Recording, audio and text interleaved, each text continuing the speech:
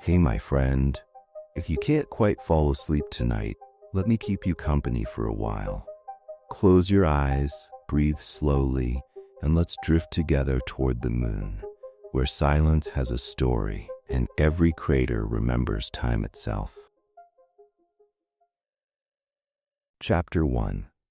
How Humanity First Understood the Moon. For as long as people have looked up, the moon has been our nearest companion in the night sky, bright enough to light the ground and steady enough to become a teacher of time. Long before mathematics or telescopes, careful eyes noticed that the moon waxes and wanes with quiet regularity. That rhythm guided planting, travel, and ritual. Even without instruments, people saw that the curved light always points toward the sun's position, that the moon rises a little later each day, and that its full face returns after about 1 month. In that repeating pattern, humanity found its first predictable clock. The phases of the moon are geometry written in light. The moon shines by reflection, not by its own fire. As it circles Earth, the angle between sun, earth, and moon changes, revealing different portions of the sunlit side.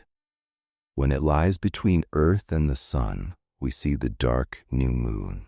About a week later, half of its face glows as the first quarter. Another week brings the full moon, rising at sunset, and then it wanes again.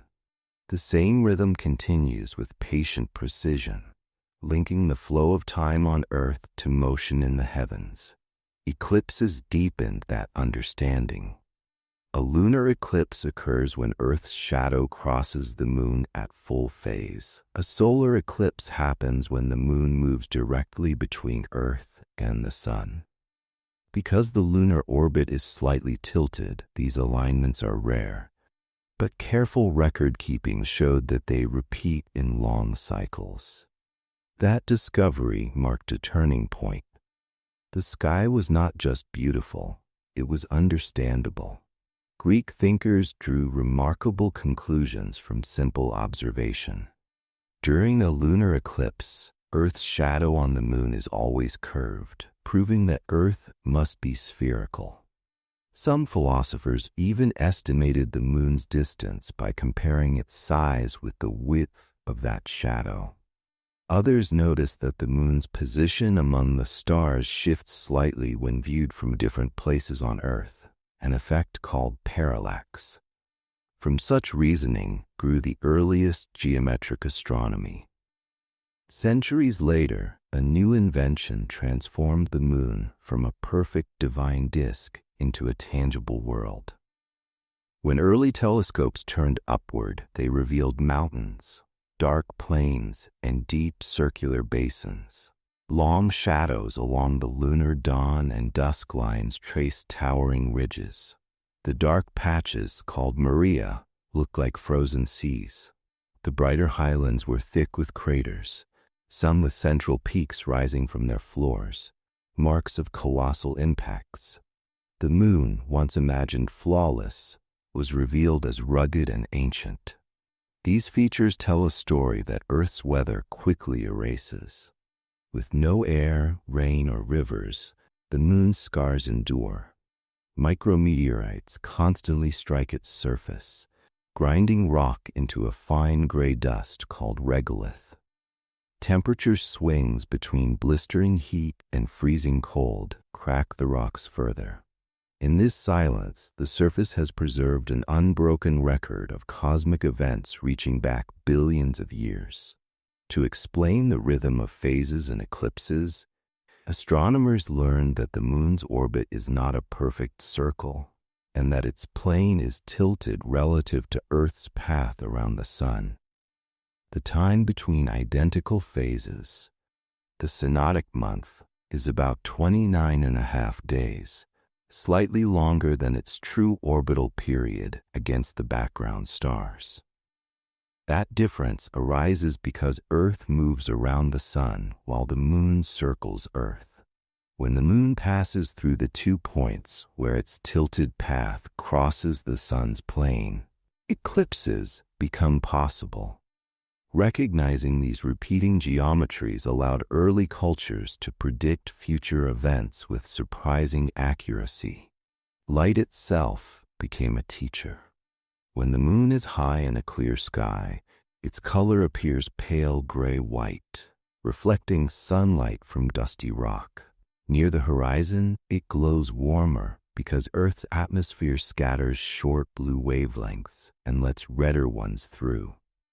During a lunar eclipse, sunlight that grazes through Earth's air bends into the shadow, bathing the moon in copper tones, a global sunset projected onto another world.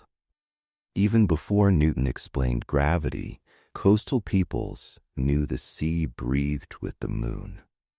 Tides rose and fell in step with its passage. Today we understand that lunar gravity pulls Earth's oceans into bulges that move as the planet rotates beneath them. The link between the moon and the sea connected the heavens to everyday life and hinted that distant bodies could influence the world below. The moon also taught the geometry of motion. Observers noticed that it always shows nearly the same face. This happens because it is tidally locked. Its rotation matches its orbit. Over immense spans of time, gravitational torque slowed its spin until one hemisphere came to rest facing Earth. Small wobbles, called librations, let us glimpse a little beyond the edge, but the far side remained unseen until spacecraft photographed it in the 20th century. Those images showed a landscape even rougher than the side we know, with thicker crust and fewer lava plains. The asymmetry remains an active subject of study. Understanding how the moon came to be was a harder puzzle. Earlier ideas imagined that it was flung from Earth's spinning equator, or captured after forming elsewhere, or born beside Earth from the same cloud of dust. Each explained part of the evidence, but not all. Modern analysis, supported by samples returned from the Apollo missions and later robotic data, favors the giant impact hypothesis. According to research by NASA, the European Space Agency, and universities around the world, a Mars-sized protoplanet called Theia struck young Earth. The collision ejected molten material that eventually coalesced into the moon. The similar oxygen isotope ratios of lunar and terrestrial rocks show a shared origin, while the moon's small iron core and depletion in volatile elements record the violence of its birth. The samples gathered by astronauts confirm that the moon is geologically diverse, but anciently frozen. Basalt from the Maria formed as lava poured into enormous impact basins. Pale anorthosite from the highlands crystallized from a once molten crust. Small glass beads reveal traces of volcanic fire fountains, evidence that the moon was not always still. Instruments left on the surface detected faint moonquakes, the slow cooling of the interior, and a whisper of magnetism, ghosts of a time when the moon's core may have powered a magnetic field. Modern orbiters continue that work. Radar and laser altimeters map topography to the meter. Spectrometers read mineral fingerprints. Neutron detectors find hints of water ice locked in the cold shadows near the poles. Together, these missions show a layered body with a crust, mantle, and small core, a surface recording an early era of bombardment, and polar regions where sunlight never touches, preserving frozen volatiles from ancient comets. All of this research rests on open data published by agencies like NASA, the U.S. Geological Survey, and the European Space Agency. Each new mission refines our understanding, but also deepens the sense of continuity. The moon is a natural archive of solar system history, unchanged by weather, or tectonics. Its surface holds evidence of events that shaped not only itself, but Earth as well. Knowing these truths has not diminished the moon's beauty. Understanding that its light is reflected sunlight does not make it less peaceful when it spills across quiet water. Realizing that craters are impact scars does not make them less haunting under a telescope's gaze. Science has not taken the mystery away. It has made the mystery clearer. You can still step outside tonight and perform experiments older than history. Watch how the crescent's bright curve points toward the sun's hidden place.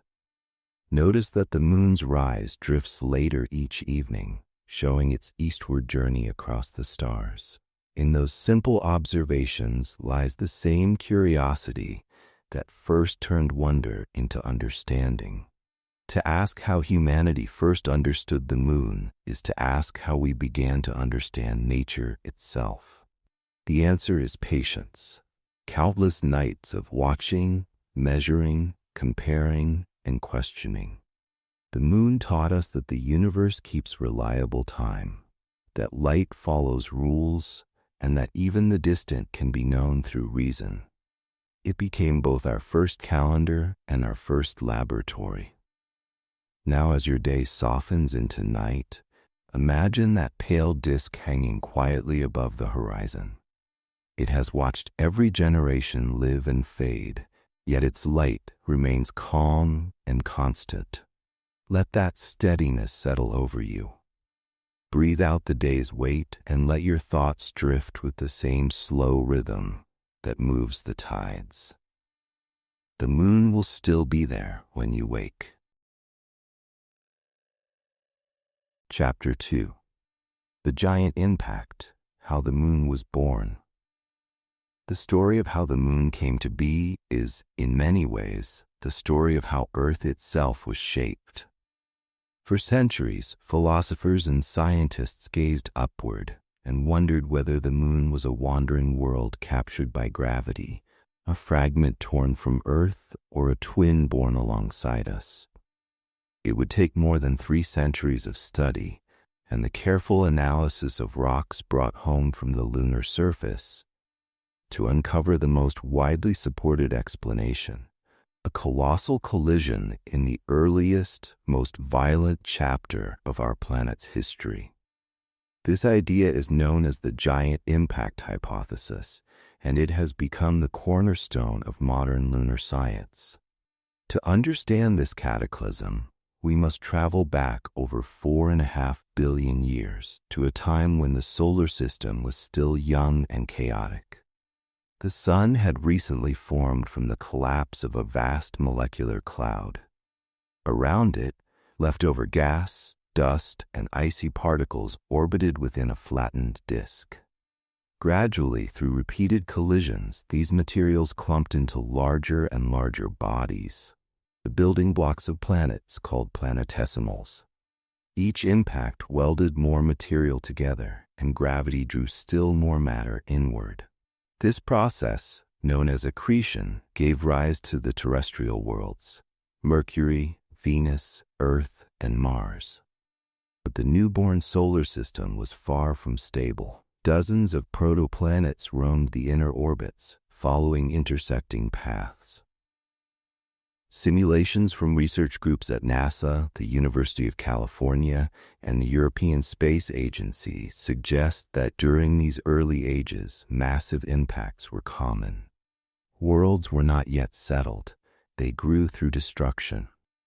And somewhere among these forming bodies was the early Earth, a world already molten, covered in a deep ocean of magma, and bombarded constantly by the remnants of planetary creation.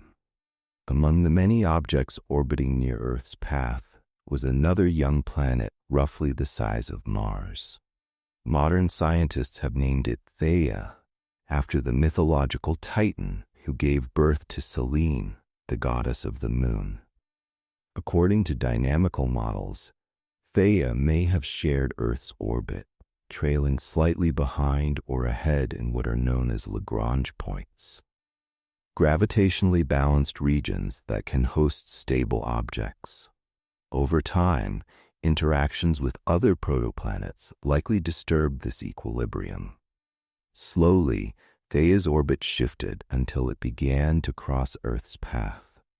The stage was set for an event that would permanently alter both worlds. The collision that followed was unlike anything we can easily imagine. Traveling at several kilometers per second, Theia struck the young Earth in a glancing blow. Not a direct head-on impact, but one powerful enough to vaporize vast amounts of rock and melt the upper layers of both bodies. The energy released in that moment equaled billions of megatons of TNT, far beyond comprehension.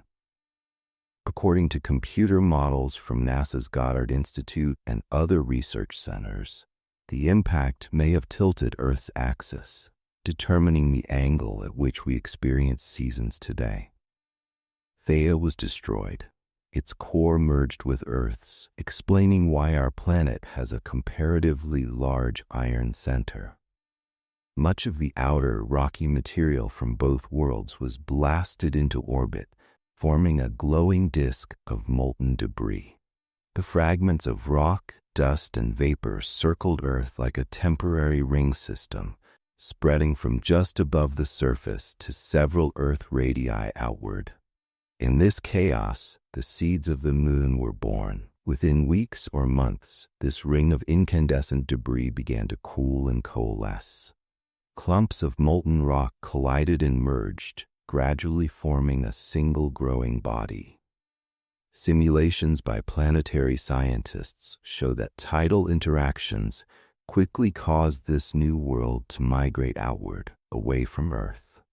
As it receded, its gravity pulled on Earth's molten surface, generating tides within the ocean of magma and slowing Earth's rotation. This exchange of angular momentum continues even now, though at a far gentler pace. The moon still moves away from us by a few centimeters each year, a quiet echo of the violence that first sent it outward. The moon's early surface was a hellish scene. For millions of years after its formation, its entire exterior remained molten, a global magma ocean hundreds of kilometers deep.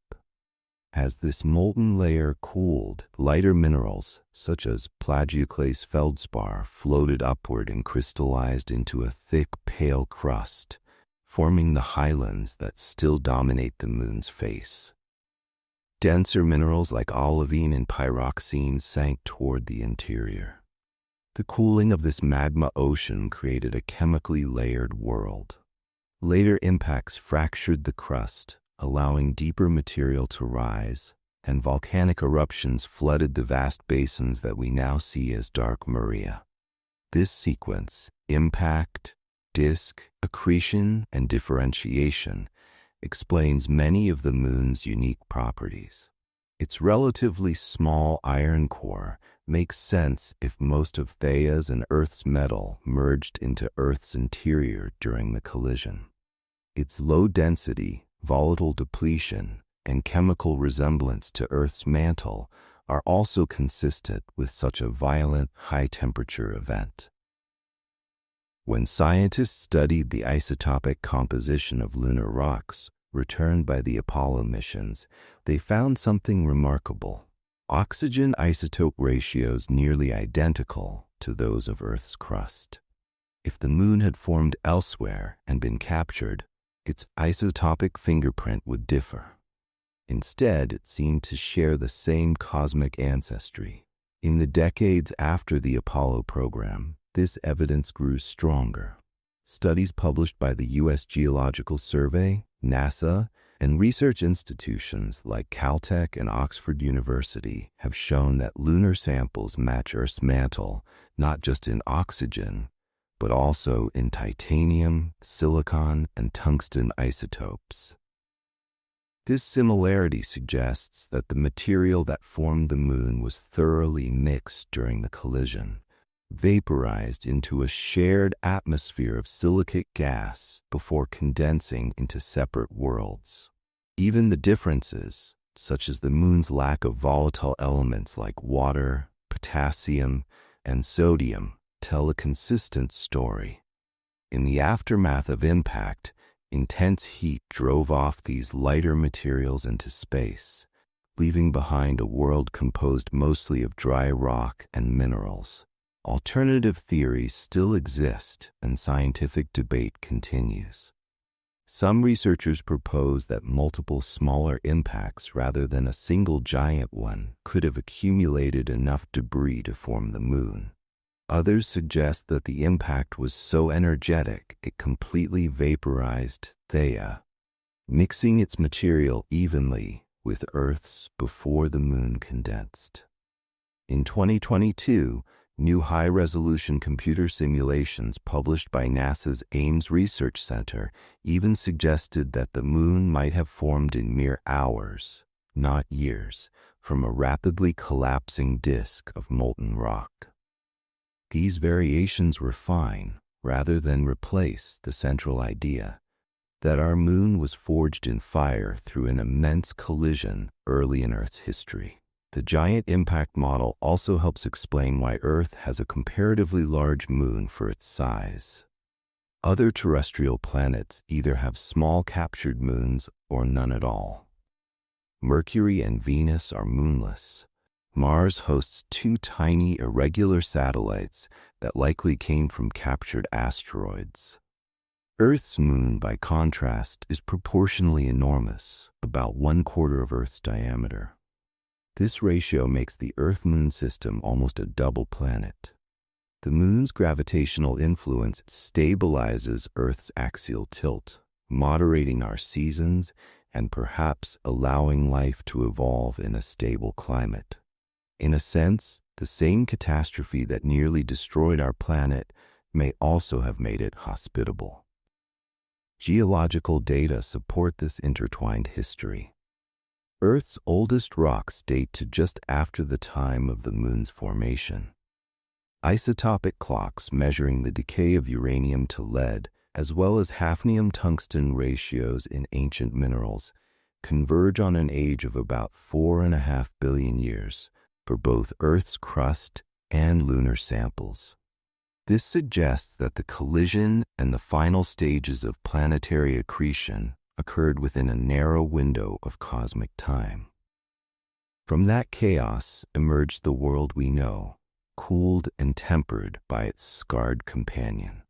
The moon's outward migration has been measured directly thanks to reflectors placed on its surface by Apollo astronauts. Scientists fire laser pulses from Earth and measure the time it takes for the light to return. These experiments, maintained by NASA and international observatories, show that the moon is drifting away at roughly the same pace that fingernails grow. This slow retreat lengthens Earth's day ever so slightly each century. It is a quiet continuation of the same gravitational dance begun billions of years ago when molten fragments first circled the young Earth. While the broad outline of the moon's birth is now widely accepted, the fine details remain active frontiers of research. Scientists study the distribution of elements within the lunar mantle, searching for signs of Theia's contribution. Some models suggest that remnants of that long-lost planet may still reside deep within Earth's interior, in dense regions near the boundary between mantle and core. Seismic tomography, which maps how earthquake waves travel through the planet, has revealed mysterious structures that could, perhaps, be the buried remains of Theia, the ghost of the world that gave us the moon. The impact that formed the moon is not an isolated story. Across the solar system, similar collisions have shaped planetary bodies. The tilted axis of Uranus may be the result of a massive impact. Mercury's oversized core might come from an early collision that stripped away much of its mantle. Planetary formation, it seems, is an act of both creation and destruction. The moon's origin reminds us that even violent chaos can lead to enduring beauty and balance. Today, space agencies continue to study this formative event with renewed interest. Missions such as NASA's Lunar Reconnaissance Orbiter, the Chinese Chang'e program, and future sample return missions aim to map and analyze the moon's surface in extraordinary detail. Each dataset refines our understanding of the impact's dynamics and aftermath. Scientists also experiment with high-energy impact simulations using supercomputers, modeling how molten rock behaves under extreme pressures and temperatures. Each model reveals a little more of the moment when two worlds merged to become one, and in doing so, created the delicate partnership that still governs our tides and nights. The story of the moon's birth is ultimately a story of transformation. Out of a single collision came not only a satellite, but stability, rhythm, and reflection. The moon's glow that calms us today is the light of something born from violence, an echo of ancient fire frozen into stillness. The rocks beneath our feet, the length of our days, even the gentle pull of the ocean's tide, all carry the signature of that forgotten moment when Earth was struck and remade. When you look at the moon tonight, its surface seems calm, but it is the calm after creation. Every crater, every ridge, every plain of dark basalt is a monument to survival, evidence that even in destruction, the universe builds anew. The same forces that shattered one world shaped another, and in their aftermath, two companions emerged to circle the sun together. It is humbling to think that the light, which now spills across quiet landscapes, was once the fire of a cosmic wound. Yet from that wound came balance, and from chaos came harmony. The moon is not only a relic of our planet's violent youth, it is its mirror, reflecting how from catastrophe something enduring and gentle can be born. Chapter 3. Why the Moon Has No Air or Weather. When we look up at the moon, we see a world both familiar and alien. Its light feels close, yet its silence is absolute. No wind moves across its plains.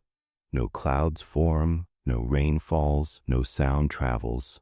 Shadows stand motionless for hours, and the sky above is a black void even at noon. The moon is a world without air or weather, a place where time seems to have stopped. Understanding why it is so empty requires tracing the delicate balance of forces that allow planets like Earth to keep an atmosphere, and the reasons the moon could not.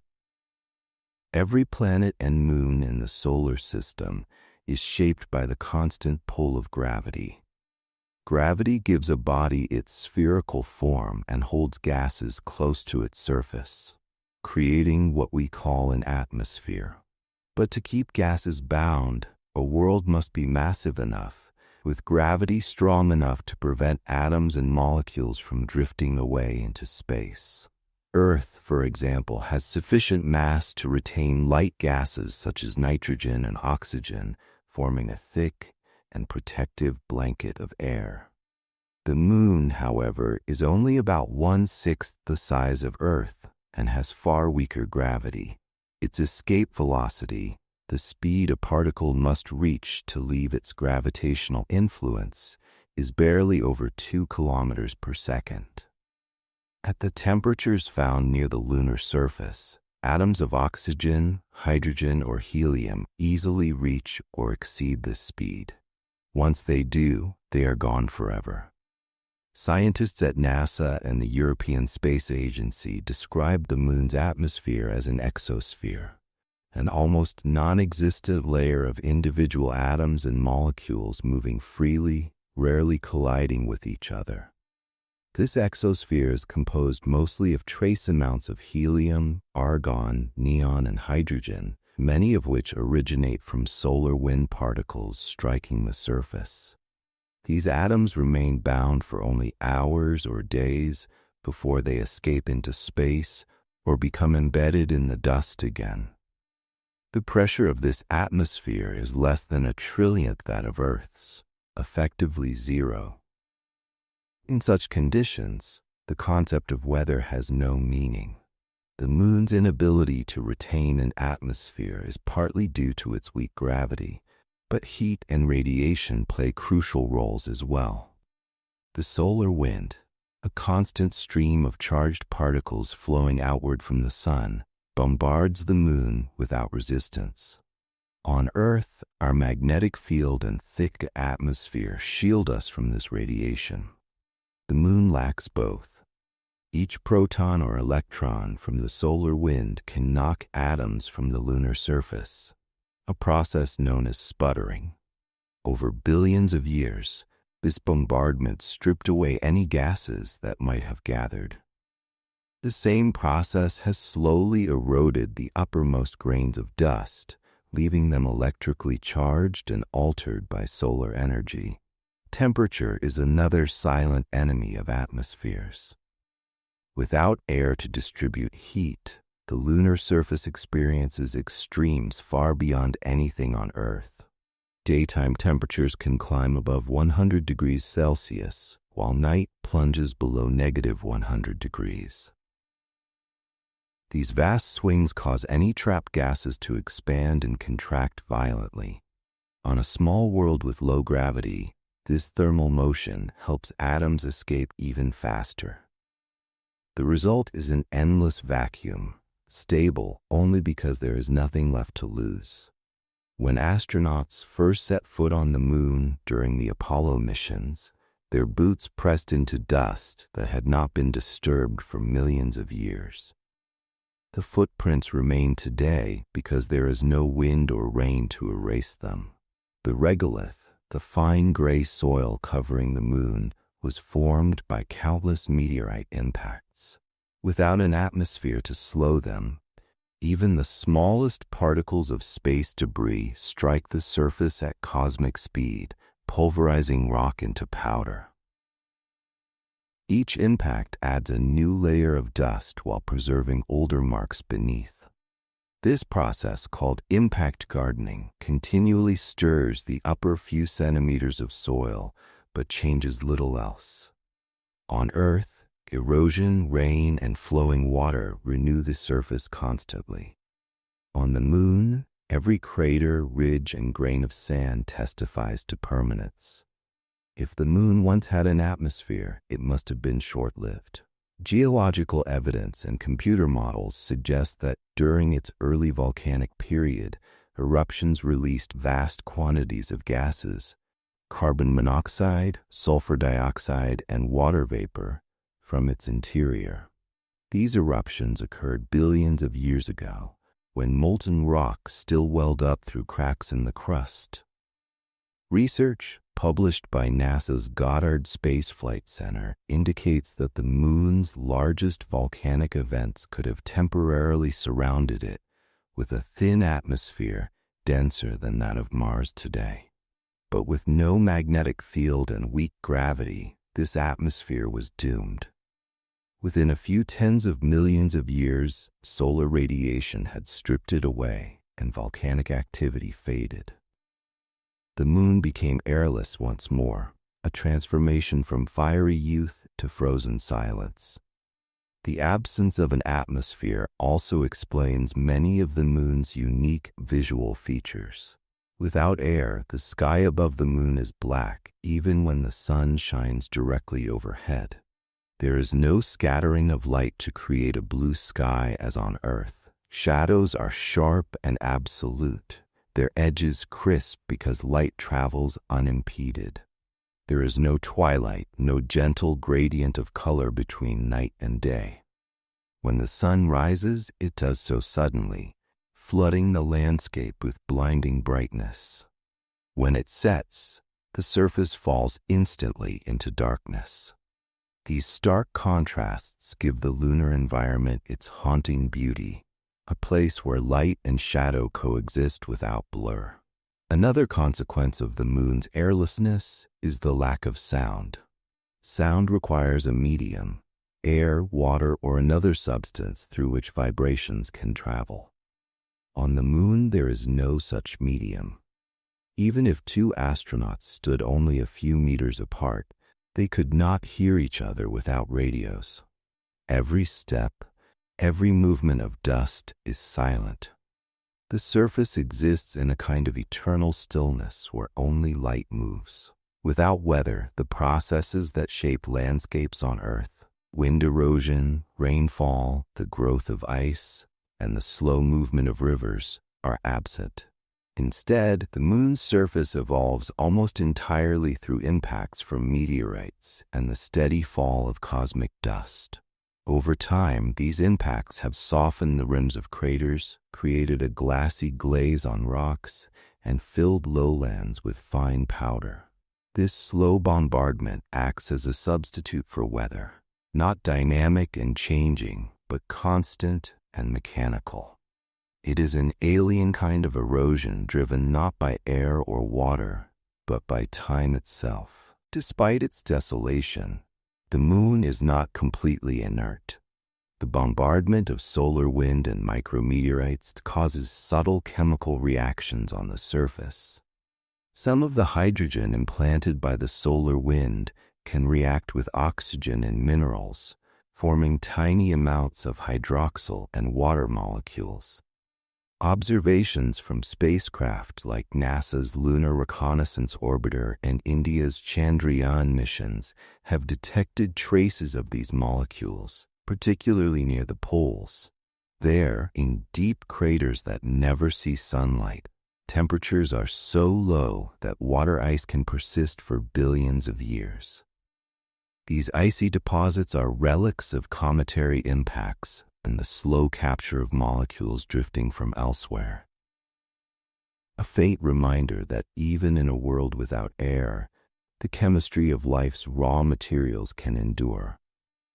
The lack of weather means that the moon's history is written clearly on its face. Every crater records an impact. Every smooth plain marks a flood of ancient lava. Scientists can read this record like a book, reconstructing events that shaped the solar system itself. On Earth, the same story has been erased many times over by shifting continents, rainfall, and life. The moon, untouched by such forces, has become a museum of planetary history, a preserved archive under the eternal vacuum of space. From a geological perspective, the moon's silence is a gift. Its surface preserves clues about how planets form, how they cool, and how they interact with space. Because the moon lacks air and weather, it has remained largely unchanged for billions of years, offering scientists a pristine laboratory for understanding the early solar system.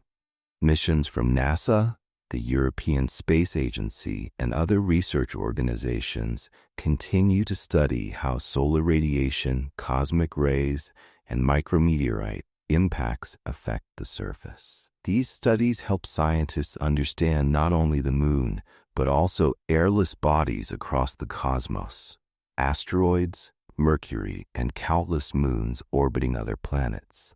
And yet, the same conditions that make the moon scientifically valuable also make it inhospitable. Without air, there is no protection from radiation or micrometeorites. Daytime heat can melt plastic and damage metal, while the cold of night can freeze machinery solid. Any future human presence will depend on technology that replaces what the moon cannot provide. Pressure, warmth, breathable air, and shielding from the sun's energetic particles.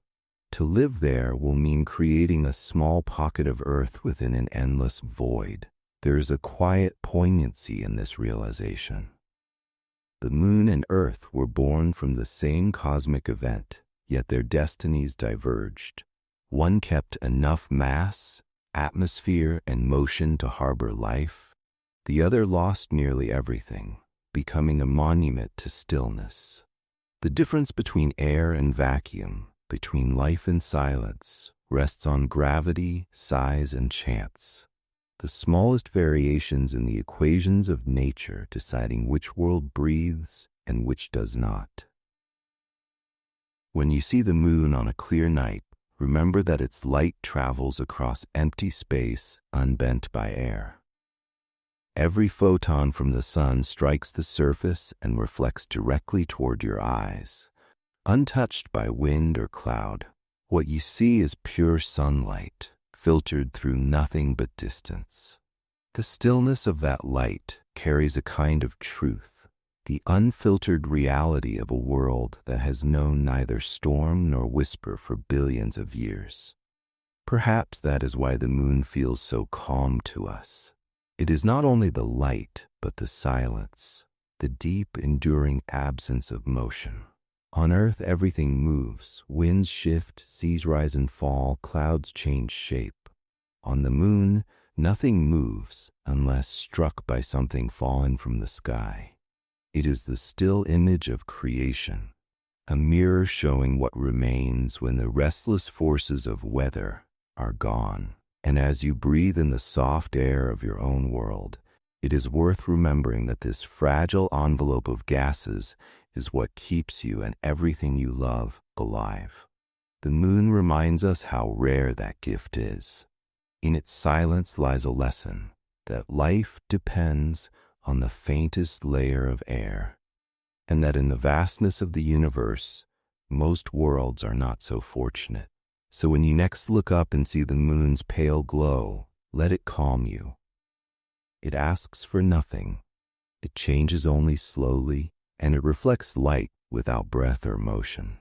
It is a reminder that even in stillness, there is beauty, and that silence too is a form of endurance. Chapter 4. Day and Night on the Moon. Light, shadow, and extreme temperatures. On Earth, the rhythm of day and night is so familiar that we rarely stop to think about it. The sun rises, the world brightens, and life begins to move. Then night falls, bringing darkness, cool air, and rest. It is a gentle cycle, softened by our atmosphere and our planet's swift rotation. The moon, however, experiences something altogether different. Its days and nights last far longer, its light and darkness are sharper, and its temperature swings are extreme beyond human experience. Understanding what a day means on the moon reveals not only the mechanics of its motion, but also the deep quiet of a world untouched by air or time. A single lunar day, the period from one sunrise to the next at a given point on the surface, lasts about 29.5 Earth days. This happens because the moon is tidally locked to Earth, turning on its axis once for every orbit it makes around our planet. From Earth, we always see the same face of the moon, but on the moon itself, the sun rises and sets very slowly. Each region experiences roughly 2 Earth weeks of continuous daylight, followed by 2 weeks of unbroken night. This slow alternation of light and shadow defines the moon's rhythm, a pattern utterly unlike the rapid day-night cycle of our own world. When the sun rises on the moon, it does not burst over the horizon as it does on Earth. There is no atmosphere to scatter sunlight or tint it with the colors of dawn. Instead, the landscape remains pitch black until the first edge of the sun appears, flooding the ground in brilliant white light. Shadows are knife-sharp, their edges perfectly defined. Because there is no air to diffuse sunlight, brightness and darkness coexist side by side with almost painful clarity. A rock in full sunlight can glow white-hot, while a nearby hollow remains frozen in deep shadow. The sun climbs higher only slowly, taking many Earth days to cross the lunar sky. During that time, the surface heats relentlessly. Without an atmosphere to absorb or distribute energy, sunlight strikes directly and penetrates only the top layer of dust. Temperatures soar well above 100 degrees Celsius across the sunlit plains. The heat can make metal expand, wiring degrade, and instruments overheat. On the airless moon, this energy has nowhere to go but up, radiating back into space during the long, still night that follows. When the sun finally sets, it does so abruptly. There is no lingering twilight, no fading glow. The sky remains black throughout, and once the sun dips below the horizon, darkness is instant and absolute. The surface, still radiating heat from the day, begins to cool at once. Within hours, temperatures drop to more than 100 degrees below freezing.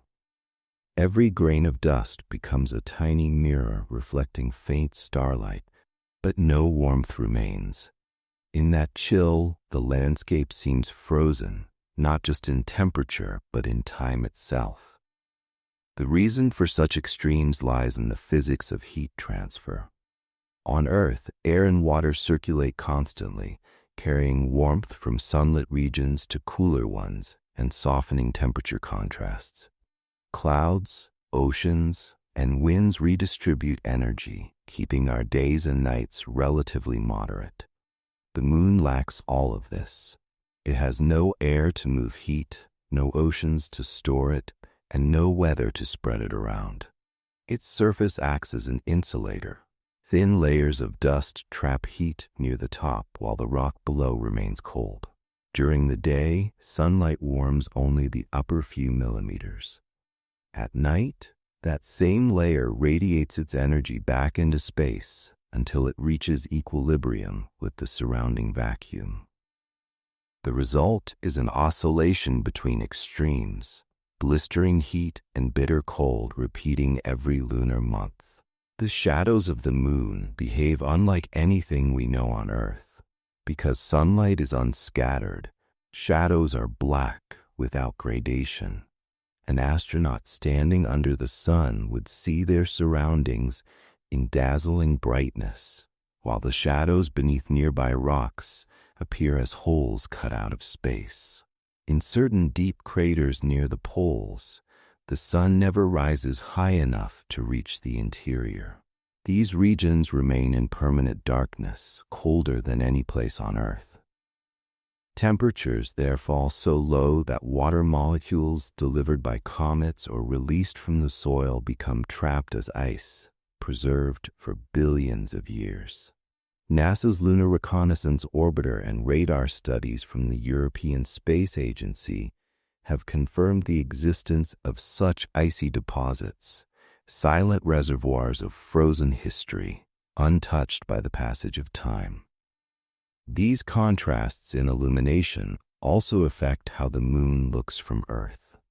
The bright, smooth plains we call Maria reflect sunlight differently from the rough mountainous highlands. Because the angle of the sun changes so slowly, shadows stretch for kilometers during the long lunar morning, revealing fine details of the terrain. As the sun climbs, these shadows shorten, then vanish at local noon, when the surface becomes uniformly bright and featureless. Later, during the slow sunset, they grow long again, carving the same landscape in reverse. Every crater, ridge, and boulder experiences this slow-motion dance of light and darkness once every lunar month, a rhythm that scientists use to map the terrain and study its texture. For spacecraft and future human explorers, this extreme cycle presents enormous challenges. During the 2 weeks of daylight, solar panels produce abundant power, but instruments must endure relentless heat. During the 2 weeks of darkness, solar power disappears, and temperatures plunge so low that batteries and equipment risk freezing. To survive, missions rely on insulation, heaters, and careful timing.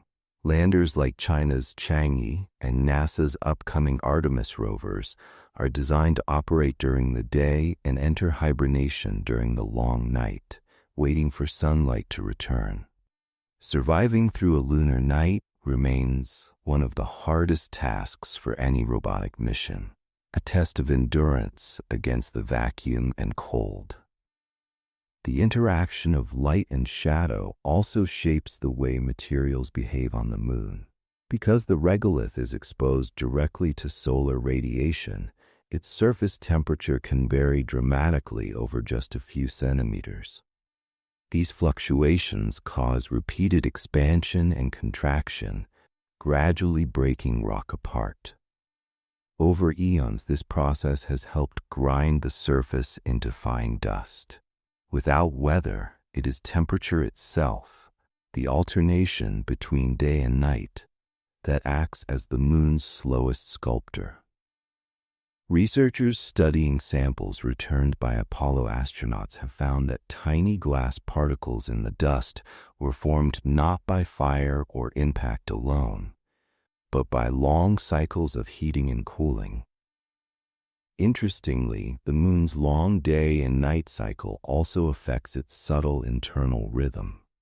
Seismic instruments left by Apollo missions recorded slight expansions and contractions of the crust as sunlight warms and cools it. These thermal moonquakes are gentle, but they reveal how even light, in the absence of air, can stir the rocks of a world. The view from the surface must be otherworldly. During the long day, the sun blazes in a pitch-black sky filled with stars that do not twinkle. Earth hangs above the horizon, nearly motionless, showing continents, clouds, and oceans drifting in perpetual daylight and shadow. 2 weeks later, the same landscape would lie beneath Earth's dim blue glow, illuminated by reflected sunlight from home. In that strange scene, day and night become vast, patient movements, a slow breathing of light that would test any human sense of time. Scientists study these patterns not just to understand the moon, but to prepare for a future when humans may live there. Knowing how heat flows across the lunar surface helps engineers design habitats that can survive the long darkness and withstand the fierce light. Shielding against radiation, storing energy, and maintaining warmth through the cold require a delicate balance, one that mirrors the balance between extremes that has defined the moon for billions of years. Each new discovery adds to our understanding of how fragile and precious Earth's rapid, life-friendly cycle truly is. The moon's long days and nights remind us that time and light are not universal experiences. On Earth, we measure our lives by the rising and setting of the sun, by the swift passage of mornings and evenings. On the moon, that rhythm is stretched to cosmic length. A sunrise lasts for days, a shadow creeps for a week, a full day and night take nearly a month. In that unhurried pace, there is something almost meditative, a stillness that reveals the raw physics of existence, stripped of atmosphere and sound. When you see the moon in the sky, its bright face tells only half the story. Somewhere on the far side, the surface lies in frozen night, waiting for the slow return of dawn. Every crater, every grain of dust endures that endless alternation of light and darkness. It has no choice but to wait. The moon does not resist or change. It simply continues, orbit after orbit, letting sunlight and shadow pass across its ancient skin. Perhaps that is what makes it so calming to us. The moon embodies endurance, a world that has survived fire, impact, and silence, and still glows softly above us. Its days are long, its nights longer, but they repeat with perfect reliability. Light and darkness trade places without hurry, without interruption. Looking at it, we are reminded that even in a universe of extremes, there can be balance. The moon's slow cycle of day and night is not chaos. It is patience, written in light and stone. And as you watch its pale glow drift across the sky, remember that what seems constant is in truth a delicate dance between sunlight and shadow, heat and cold, presence and absence. In that endless alternation lies a quiet kind of peace. the rhythm of a world that moves without sound and yet has never stopped turning. Chapter 5. How the Moon Controls Earth's Tides and Stability. Every world in the solar system feels the pull of gravity, but few relationships are as intimate and enduring as that between Earth and its moon.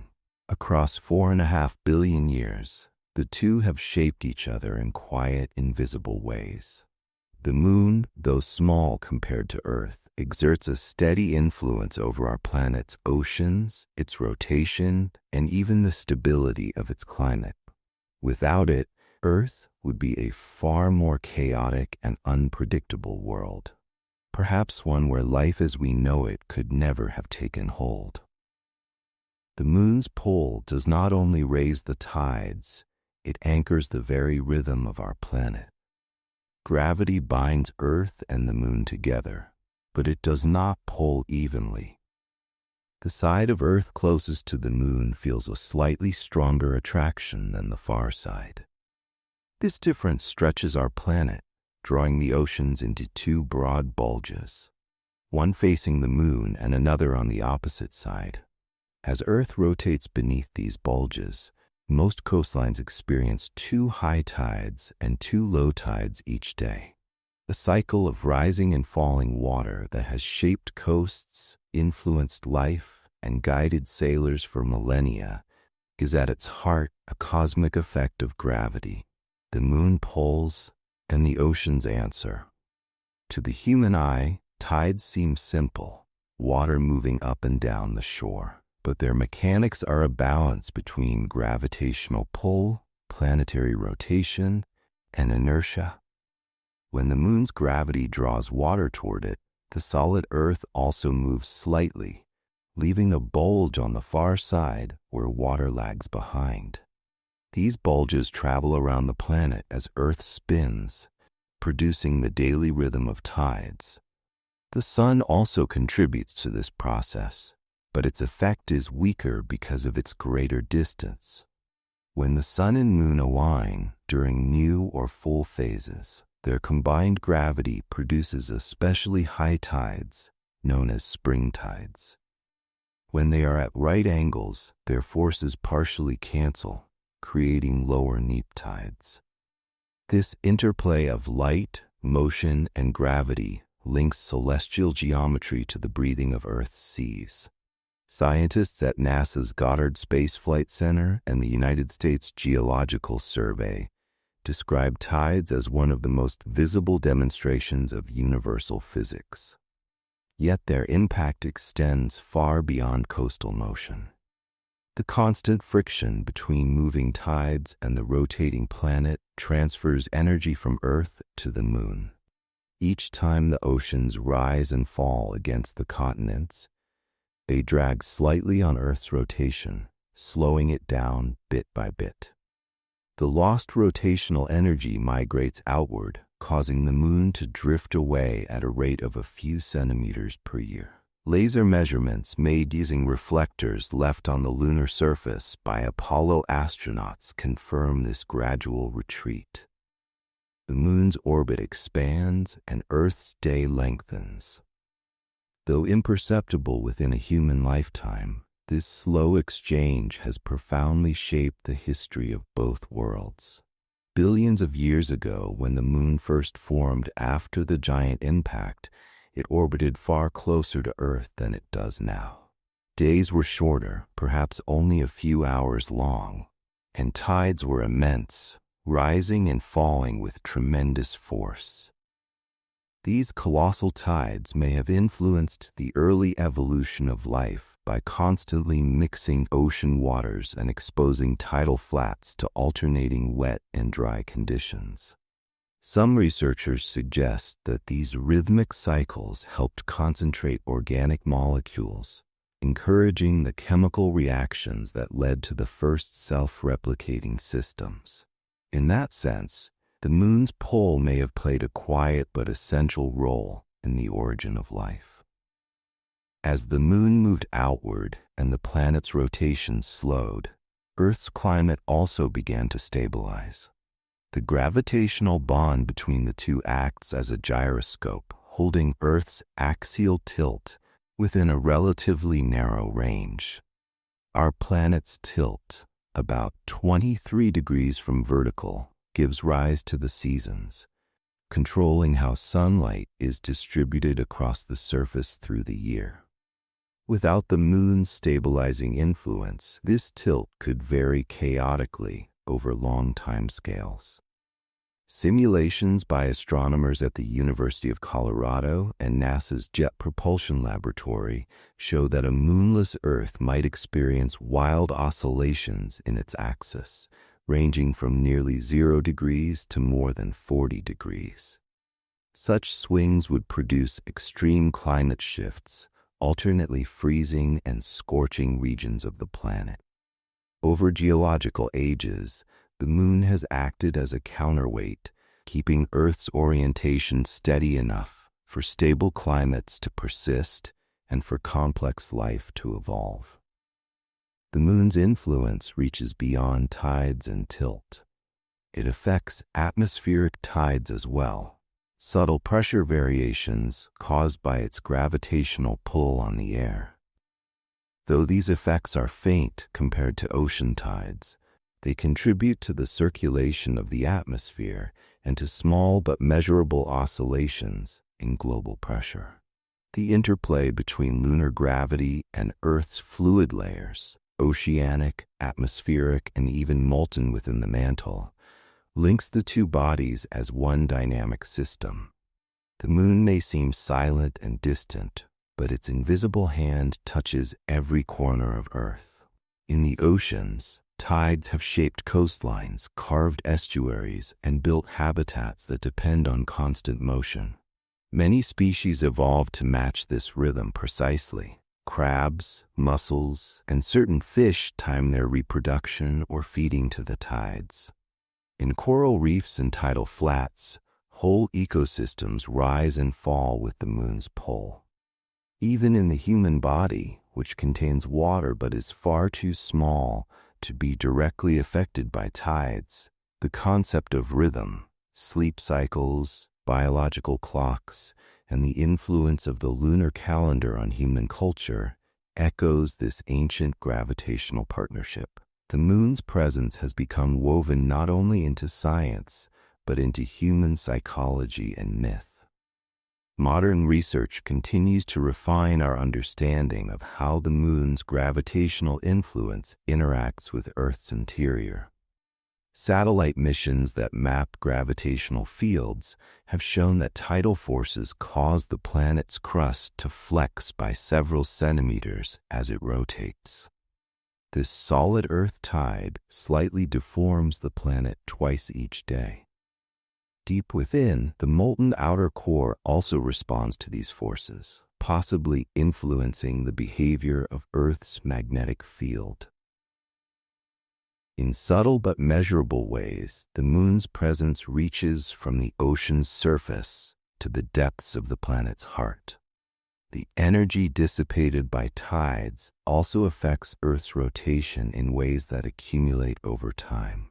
Geological evidence preserved in ancient coral fossils shows that hundreds of millions of years ago, the day was shorter than 24 hours and the year contained more days. As the moon continues to retreat, the length of the day increases by fractions of a second per century. Billions of years from now, if both bodies survive the sun's future expansion, Earth may eventually become tidally locked as well. One side always facing the moon, the other turned away. By then, the oceans as we know them may no longer exist, yet the gravitational bond will remain, slowing time in imperceptible steps. Beyond its physical effects, the moon has been a constant companion in the human effort to understand motion and change. Its influence on tides offered some of the first evidence that celestial forces could be measured and predicted. When Isaac Newton developed his theory of universal gravitation, the tides were among the key phenomena that confirmed it. The moon's pole became a symbol of the unity between Earth and the heavens. Proof that the same laws governed both sea and sky. In this sense, the tides are more than natural movements. They are expressions of order in the universe, a rhythm written in water and light. The connection between the moon and Earth is often described as a gravitational dance.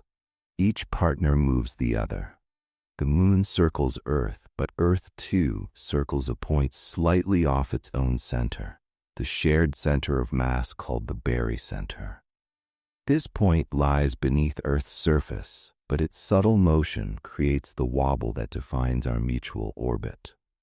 From a distance, the pair appear to move together, spiraling through space around the sun in perfect synchrony. The tides, the axial stability, even the length of our days, all are expressions of this dance, choreographed by gravity and refined by time. Scientists continue to explore the long-term effects of this relationship. Data from NASA's Lunar Reconnaissance Orbiter and Earth-observing satellites help measure the ongoing exchange of energy between planet and moon. Understanding how tidal friction slows rotation not only explains our own history, but also helps astronomers model exoplanet systems. Many distant worlds discovered around other stars may have large moons of their own, and studying the Earth-Moon system offers clues about which of them might possess stable climates capable of supporting life. The moon's control over tides and Earth's axis reminds us that balance in nature often arises from tension. The same gravitational force that slows Earth's spin keeps our seasons regular. The same tides that erode coastlines also nurture marine life. Every exchange of energy between Earth and Moon is both loss and preservation, a quiet negotiation that maintains order amid cosmic motion. Without the Moon, Earth would spin faster, its poles might wander, and its climate could lurch between extremes. The tranquil world we inhabit owes much of its calm to this steady companion. When you watch the ocean rise and fall along a shore, you are seeing the universe's most patient mechanism at work. The moon, though distant, moves those waters with a touch measured in gravity, not in speed or strength. Its pull reaches across 380,000 kilometers of space to stir the salt and currents of our world. Each wave breaking on a beach is part of that connection, a ripple that began in the alignment of two bodies billions of years ago. And beyond the science lies something quieter. The moon's influence is invisible, yet its results shape every coastline, every rhythm of Earth's rotation, every length of day. It reminds us that stability is not stillness, it is motion sustained through balance. The same invisible hand that steadies our planet also draws the line between night and day, between chaos and harmony. Perhaps that is why the moon feels both distant and familiar, a reminder that we live not alone, but in partnership with the cosmos. The tides are its whisper, the seasons its slow heartbeat, and when you stand by the ocean and feel the pull of water against your feet, you are, in a small way, feeling the gravity of the moon, a touch from a companion that has steadied our world since its beginning and will continue to do so long after we are gone. Chapter 6. What the moon's surface is made of. When you look up at the moon on a clear night, it appears smooth and pale, as though covered in marble dust. But that brightness hides a complex and ancient world, a surface born of fire, shaped by impacts and frozen in time. The moon's crust is a record of creation written in rock and dust, preserving clues about its violent origin and the history of the solar system itself. Every crater and plain, every gray shimmer in its light tells a part of that story. The moon's surface is divided between two great terrains visible even to the naked eye. The darker, smoother regions are called Maria, Latin for seas, named centuries ago when observers thought they were oceans.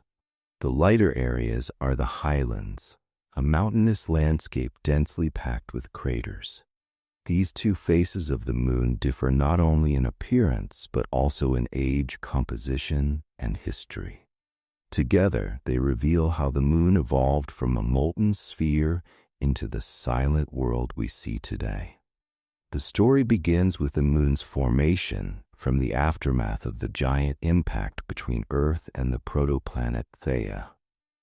In the chaos that followed, the moon was covered by a global ocean of molten rock, a magma sea that may have been hundreds of kilometers deep. As it slowly cooled, minerals began to crystallize.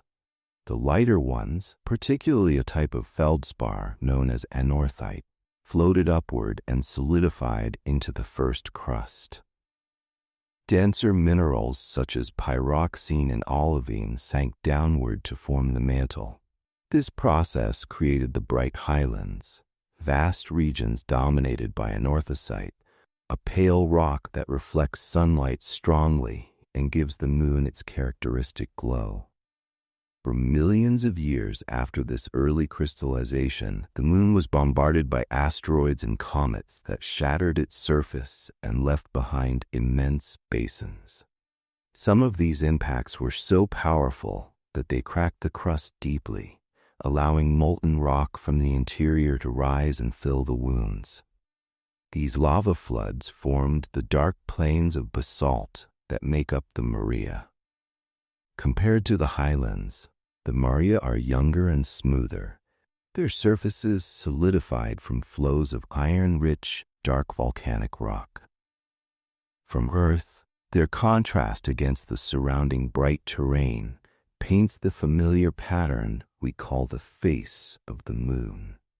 The composition of lunar basalt is unlike the volcanic rocks found on Earth.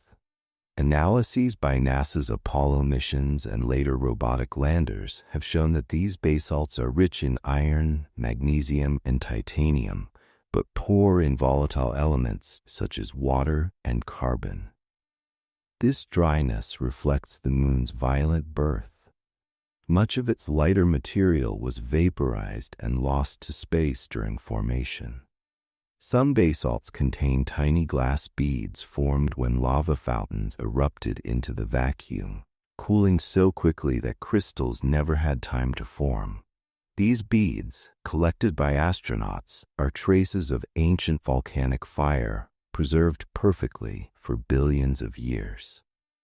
The highlands, by contrast, are made mostly of anorthosite, a rock composed almost entirely of the mineral plagioclase feldspar.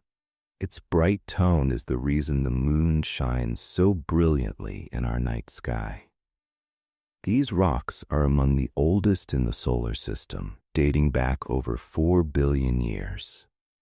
In some places, large impacts excavated material from deep within the crust, scattering fragments across the surface.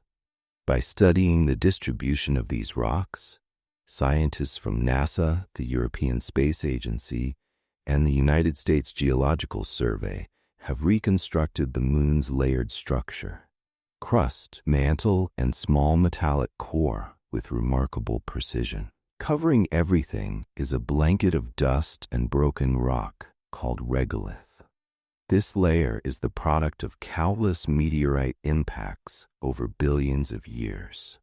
Because the moon has no atmosphere, even the smallest fragments of cosmic debris strike its surface at tremendous speed, pulverizing rock into powder. The regolith varies in depth from a few meters in some places to tens of meters in older, heavily cratered regions. It is made up of jagged mineral grains, bits of glass created by impacts, and even small metallic particles formed when micrometeorites melted surface material. Underfoot, it would feel soft but cling stubbornly to everything, electrically charged by solar radiation. The Apollo astronauts found it abrasive and difficult to remove, a reminder that even dust on the moon is alien. Within this regolith lies one of the moon's most fascinating features, the traces of the solar wind itself. Without an atmosphere to shield it, the surface is constantly bombarded by high-energy particles streaming from the sun. These particles embed themselves in the upper grains of dust, implanting atoms of hydrogen and helium. Some of these atoms combine with oxygen in minerals to form hydroxyl and even trace amounts of water. Data from NASA's Lunar Prospector and India's Chandrayaan missions have confirmed that tiny quantities of water exist across the moon's surface, particularly near the poles, where cold traps preserve ice in permanently shadowed craters. This water is not liquid or atmospheric, but molecular. Hidden in the dust, frozen in place, a whisper of chemistry in an airless world. The moon's rocks also reveal its internal structure. Seismic data from instruments left behind by Apollo missions show that the crust varies in thickness, being thinner on the side facing Earth and thicker on the far side. This asymmetry may explain why the Maria are concentrated on the near side. The thinner crust allowed molten material to reach the surface more easily. The mantle beneath the crust consists primarily of silicate minerals, similar to those in Earth's mantle, but contains more iron. Deep within lies a small metallic core, only a fraction of the moon's total mass, partly solid and partly molten. Although the moon no longer has a global magnetic field, this core once generated one. Ancient magnetized rocks discovered on the surface suggest that billions of years ago, the moon's dynamo may have operated briefly before cooling and fading into stillness. Every element of the moon's surface, from its pale highlands to its dark plains, tells us something about the processes that shaped not only our satellite, but the entire solar system. The scarcity of volatile elements shows that the moon formed in high heat. The abundance of impact features shows that the early solar system was a violent, crowded place. The presence of basaltic plains shows that the moon was once volcanically active, even though today it is dormant. Its regolith, continually churned by micrometeorites, holds within it a record of solar activity stretching back billions of years, preserved like tree rings in dust. The moon is not just a mirror reflecting sunlight, it is also a mirror reflecting time. Scientists continue to study the moon's composition with modern tools far beyond what was possible during the Apollo era.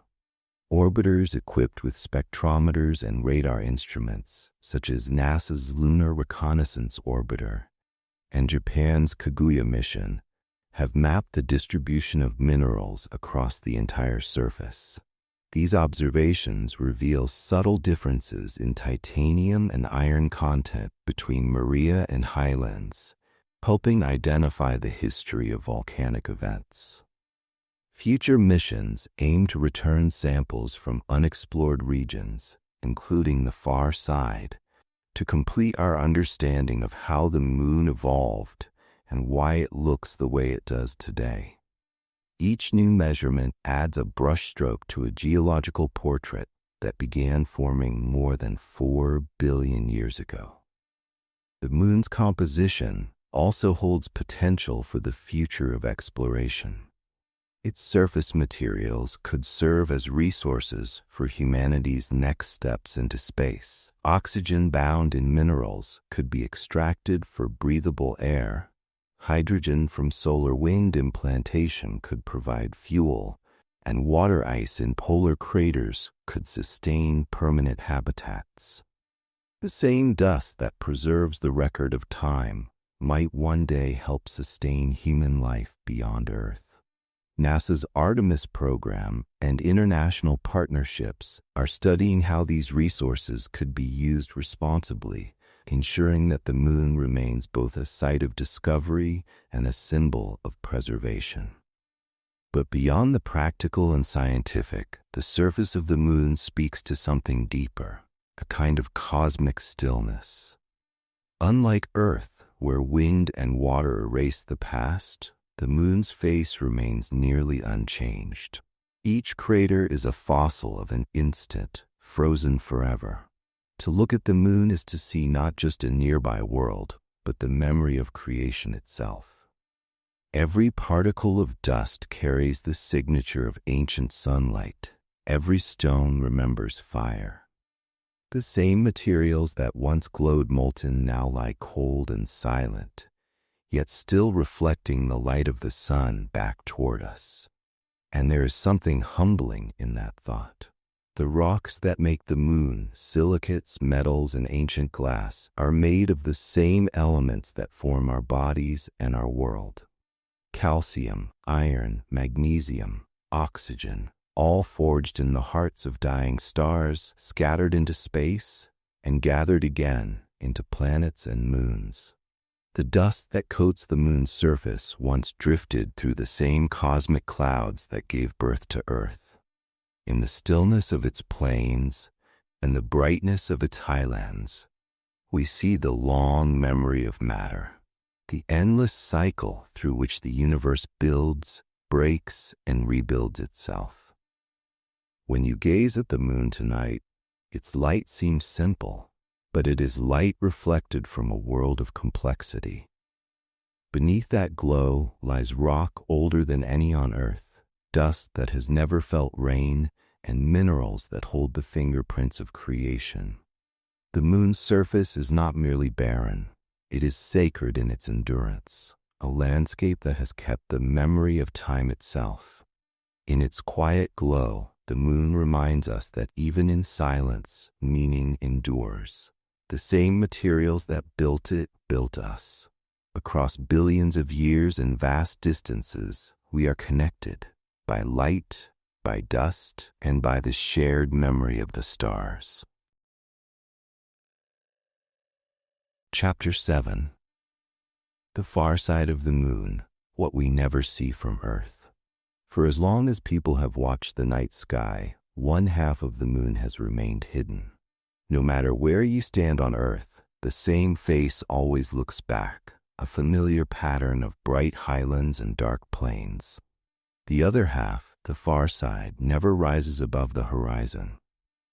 For most of human history, it was an unseen mystery, imagined in myths and speculation. Only with the dawn of space exploration did we finally glimpse it, revealing a world far more ancient, rugged, and strange than anyone expected. The reason we never see the far side is that the moon is tidally locked to Earth. Over billions of years, Earth's gravity slowed the moon's rotation until it matched the time it takes to orbit us. The same side now faces Earth at all times, while the opposite side remains turned away. From the lunar surface, Earth would appear fixed in the sky, never setting or rising, only wobbling slightly through a slow motion called libration. This gravitational harmony is stable and enduring, but it hides nearly half of the moon from view, a hemisphere that remained completely unknown until the mid-20th century. In October of 1959, the Soviet spacecraft Luna 3 became the first to photograph the far side. The images stunned scientists. Unlike the near side, marked by vast dark plains of solidified lava called Maria, the far side was covered in bright, heavily cratered highlands. Only a few small patches of dark basalt appeared, most notably a basin named Mare Moscoviense. The rest was an unbroken expanse of rugged terrain, scarred by countless impacts.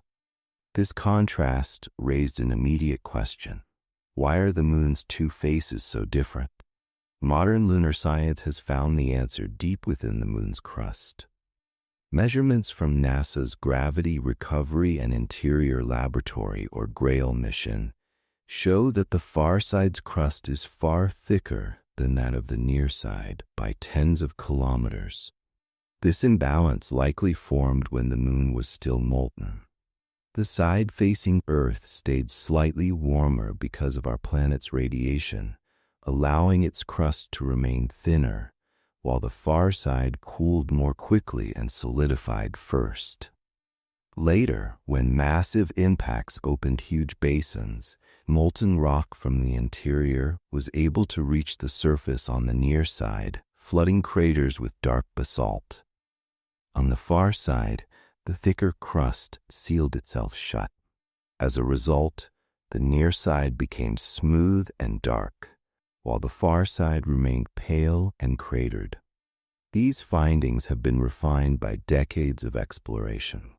Missions such as NASA's Lunar Reconnaissance Orbiter and Japan's Kaguya probe have mapped the far side in extraordinary detail, revealing subtle differences in chemistry and structure. The highlands there contain higher concentrations of aluminum and calcium, minerals formed in cooler, slower crystallizing rock. In contrast, the near side's thinner crust contains more iron and titanium from volcanic basalts. These chemical variations support the theory that both halves cooled under different conditions. The far side is, in effect, a fossil of the moon's earliest crust, preserved since the solar system's youth. Dominating the far side is one of the largest known impact features in the solar system, the South Pole Aitken Basin. It stretches more than 2,000 kilometers across and plunges deep into the lunar mantle. Scientists believe it formed over 4 billion years ago when a massive asteroid struck the young moon. The impact excavated material from great depth, exposing minerals such as olivine and pyroxene, rarely found elsewhere. Data from orbiters show that this basin contains traces of the moon's interior composition, making it a key site for understanding how the moon and Earth formed. NASA and the European Space Agency consider it one of the most scientifically valuable locations in the solar system. Until recently, direct exploration of the far side was impossible. Because it never faces Earth, no radio signals can reach it without a relay satellite. In 2019, China's Chang'e 4 mission overcame this barrier by using a relay satellite named Qiqiao positioned beyond the moon. The lander touched down inside the von Karman crater within the South Pole Aitken Basin, becoming the first spacecraft to operate on the far side. Its instruments analyzed soil composition and surface temperature, confirming that the regolith there contains more aluminum and fewer iron-rich minerals than on the near side. For the first time, humanity touched the hidden face of its oldest companion. The far side is also a place of extraordinary quiet. With no atmosphere and no direct line of sight to Earth, it is shielded from our constant radio emissions. Scientists see it as an ideal site for future astronomical observatories. A radio telescope placed there could observe faint signals from the early universe, the cosmic dark ages before the first stars formed, without interference from Earth's noise. NASA and the European Space Agency have studied designs for such observatories, which could help reveal how the first galaxies took shape. In a poetic way, the far side might one day allow us to see farther into cosmic history than ever before. This hemisphere also holds potential clues to planetary formation. Because it has remained geologically quiet for so long, it preserves a record of ancient impacts and solar activity. Rocks collected from its surface would help test theories about how the moon's crust formed and why it differs from Earth's. Future missions plan to retrieve these samples and bring them home. Each fragment of rock would be a piece of the solar system's earliest story, untouched for billions of years. To stand on the far side would be to experience one of the most alien environments imaginable. The landscape stretches endlessly, filled with deep craters and sharp ridges. The sunlight is harsh, casting black shadows that never soften because there is no air to scatter light. The sky is pitch black even at noon, filled with unblinking stars. And in that sky, Earth never appears. On the far side, our planet, the source of all life we know, is always below the horizon. The silence would be complete. In such a place, you could almost feel the weight of time itself. The contrast between the moon's near and far sides has led scientists to think of it as two worlds joined together. Twins that share a body, but not a past.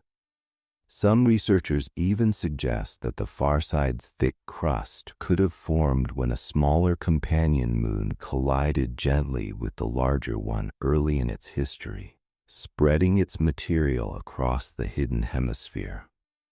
While this two-moon hypothesis remains speculative, it illustrates how the far side continues to challenge our understanding of planetary evolution. Even after decades of study, the moon remains full of unsolved mysteries. From a scientific perspective, the far side is a record of everything that has happened since the dawn of the solar system. Its craters reveal the frequency of ancient impacts. Its rocks preserve the chemistry of the early mantle. Its stillness allows researchers to study cosmic rays and solar radiation in ways impossible on Earth. From a human perspective, though, the far side represents something more subtle, the unseen half of the familiar, the hidden counterpart to what we think we know. For thousands of years, the moon has symbolized constancy. It rises and sets, its phases predictable, its light gentle. Yet even this most constant presence carries a hidden dimension, a hemisphere that has never looked upon us, existing in silence for billions of years. It reminds us that no matter how much we learn, there will always be something just beyond our sight. What is known and what is unknown complete each other, as the near and far sides of the moon complete one another. When you gaze at the moon tonight, remember that half of it is invisible. On that unseen face, the same sunlight touches ancient rocks, glides across craters older than continents, and disappears into shadows that have never known Earth's reflection. That half of the moon does not look toward us, yet it shares the same orbit, the same light, and the same story. The far side is proof that even the closest things can hold infinite mystery. In that quiet hemisphere turned forever away, the moon carries the reminder that the universe does not reveal itself all at once. Some truths stay hidden until we have the courage to turn the corner, to send our gaze, or our machines, where our eyes cannot reach. And when we do, we often find that the unknown was not foreign at all, but another face of the familiar, waiting patiently to be seen. Chapter 8. Human Exploration, from Apollo to Artemis. For all of human history, the moon was a distant companion, visible, inspiring, but unreachable. It moved across our skies as both a clock and a mystery, marking the passage of time and stirring myths about gods, cycles, and rebirth. Then, within a single human lifetime, that distance collapsed. Humanity, bound for millions of years to the ground beneath its feet, left Earth and stepped onto another world. The story of lunar exploration is not only a scientific triumph, but also a moment when a species saw itself from the outside. Fragile, creative and alone beneath the vastness of space. The age of lunar exploration began in earnest during the Cold War, when two great powers, the United States and the Soviet Union, competed to demonstrate technological and ideological superiority. The moon became the ultimate prize, a symbol of progress and power. The Soviets took the early lead, sending the first probes to impact and photograph the lunar surface. But it was the United States, through NASA's Apollo program, that achieved what once seemed impossible, landing humans on the moon and returning them safely to Earth. The Apollo missions, conducted between the late 1960s and early 1970s, remain among the most remarkable achievements in human history. On July 20th, 1969, Apollo 11 carried Neil Armstrong and Buzz Aldrin to the lunar surface, while Michael Collins orbited above. When Armstrong stepped down from the ladder of the lunar module Eagle and spoke his quiet words, "One small step for man, one giant leap for mankind," he symbolized not only the success of a nation, but the awakening of a planet. For the first time, life that had evolved in the oceans of one small world stood on another under the same sun. Over the course of 6 successful landings, the Apollo program transformed the moon from a distant object into a tangible place. The astronauts conducted geological experiments, deployed instruments, and collected over 300 kilograms of lunar rock and soil. These samples reshaped scientific understanding of the moon's history.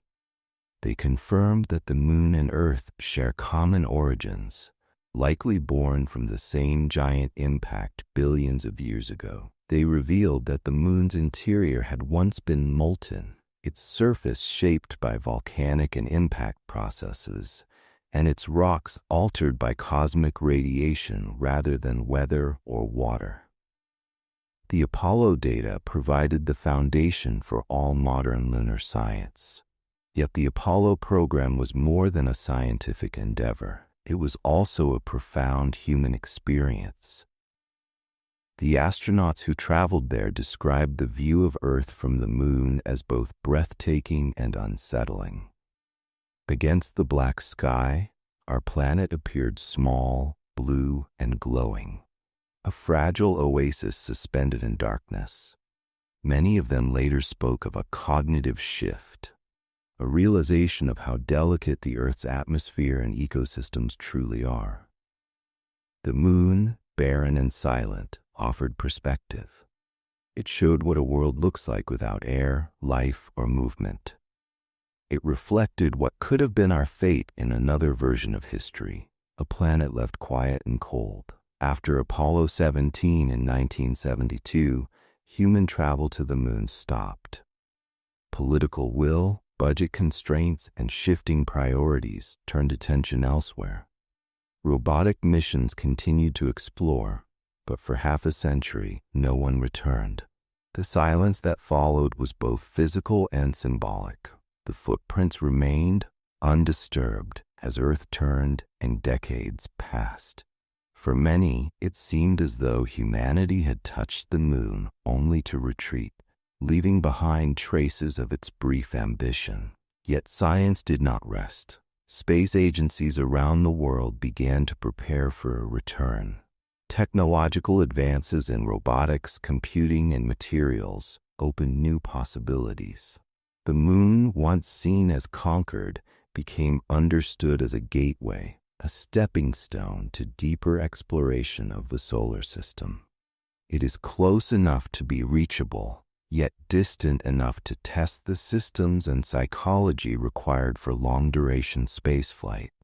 Its environment, harsh but stable, offers a natural laboratory for studying planetary formation, solar radiation, and the long-term effects of living beyond Earth. In the 21st century, the next chapter of lunar exploration began with renewed international cooperation and vision. NASA's Artemis program, named after Apollo's mythological twin, was designed not merely to repeat the past but to build a sustainable presence. The goal is to return humans to the moon, establish a long-term base, and prepare for eventual journeys to Mars. Unlike Apollo, which was limited to short visits, Artemis aims to create infrastructure, reusable spacecraft, modular habitats, and systems to extract resources such as water ice for fuel and life support. This marks a shift from exploration to habitation, from touching the moon to living there. The Artemis missions are built upon global collaboration. NASA leads, but partners include the European Space Agency, Japan, Canada, and commercial space companies. The Space Launch System rocket and the Orion spacecraft will carry astronauts into lunar orbit, where a small space station known as the Lunar Gateway will serve as a staging point. From there, landers will descend to the surface, first uncrewed, then with astronauts aboard. The first crewed landing, Artemis 3, is planned to touch down near the moon's south pole, where permanently shadowed craters hold frozen water. That water, billions of years old, could sustain life and fuel exploration far beyond the moon itself. China, Russia, and other nations have announced similar ambitions, envisioning lunar bases, research stations, and mining outposts. Together, these missions mark the beginning of a new era of cooperation and competition in space.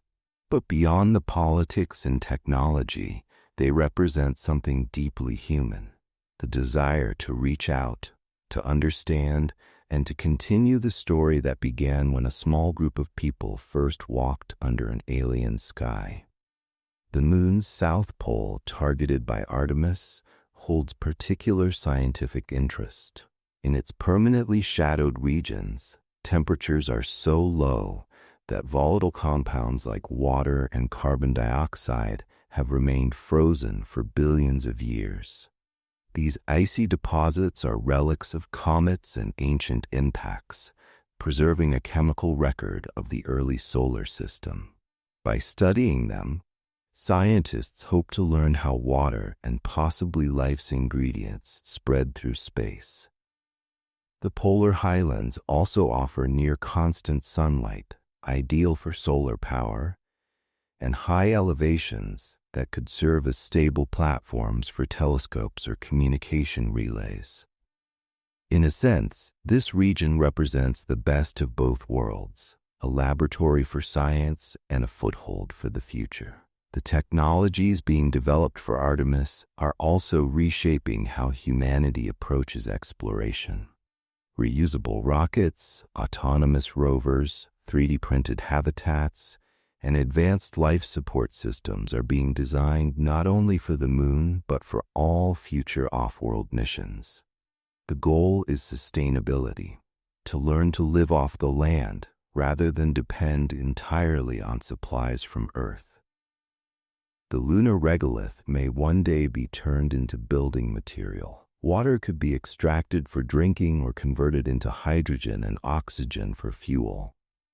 Each innovation brings humanity closer to becoming a truly spacefaring species. And yet, beneath all the engineering and data, there is something poetic about returning to the moon after so long.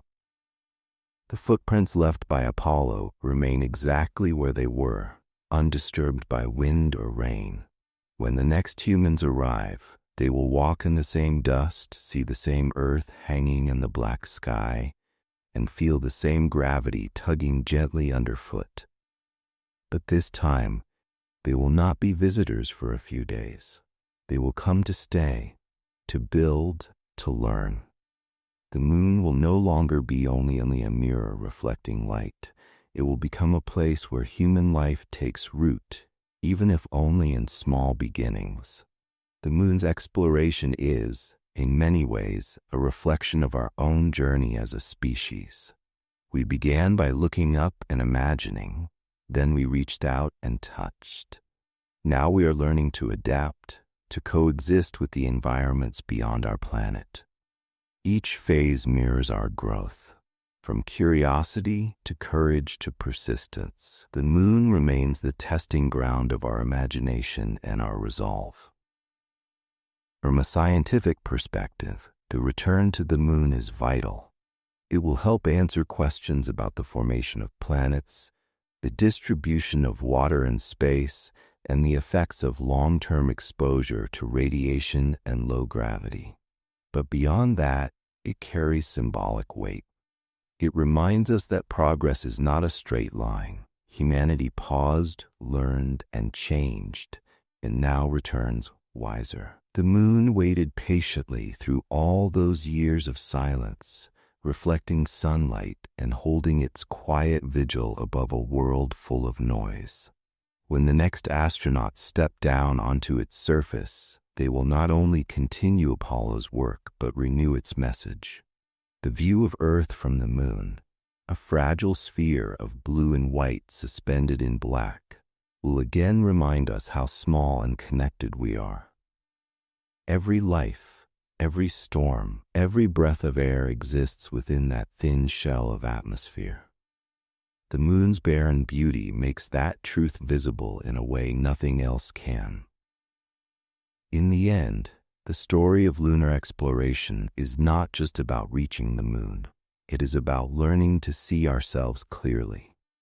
The moon has been our companion since before the first spark of civilization, a silent partner in our evolution. We have used its light to navigate oceans, mark time, and inspire art. Now, as we prepare to return, it welcomes us not as conquerors but as children grown wiser. Still curious, still reaching. Perhaps the greatest lesson of all is this. When humanity looks outward, it also looks inward. The footprints on the moon may one day fade under future landings, but the meaning of that first step and the next will not. In its stillness, the moon reflects both our past and our potential. It is a mirror of what we have become and a promise of what we may yet be. Chapter 9. Building the Future, Living and Working on the Moon. For centuries, the moon existed only as a distant light, untouched and untouchable. Then, within the brief span of human history, we crossed the void and set foot upon it. Now, as humanity prepares to return, the goal is no longer just to visit, but to stay, to learn how to live and work beyond Earth. Turning the moon from a destination into a home is one of the greatest scientific and engineering challenges ever conceived. It is also an experiment in human adaptation, testing whether we can create life in a place that has never known it. The idea of a permanent lunar base has moved from science fiction to serious planning. Organizations such as NASA, the European Space Agency, and international partners envision establishing a sustained presence on the moon within the coming decades. The Artemis program, together with the planned Lunar Gateway station in orbit, marks the beginning of this transition. The goals are ambitious: to develop technologies for long-term habitation, to explore resources that could support life, and to use the moon as a launch pad for deeper missions to Mars and beyond. But before humanity can live there, we must understand how to survive in an environment utterly unlike our own. The challenges are formidable. The moon has no atmosphere, no air to breathe, no water flowing on its surface, and no magnetic field to protect against radiation. Temperatures swing from blistering heat to extreme cold, and the gravity is only 1/6 that of Earth's. Every piece of life-supporting infrastructure must be brought or built from scratch. Scientists and engineers have identified 3 main requirements for survival: shelter from radiation and temperature extremes, access to water and oxygen, and reliable sources of power. Shelter is the first priority. On the moon, cosmic rays and solar radiation continuously strike the surface.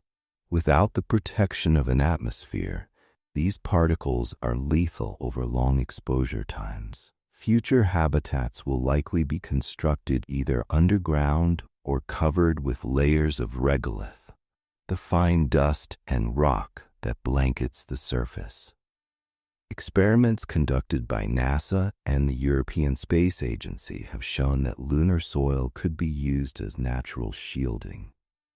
Three-dimensional printing technology, adapted for vacuum conditions, may allow construction using the very material beneath astronauts' feet.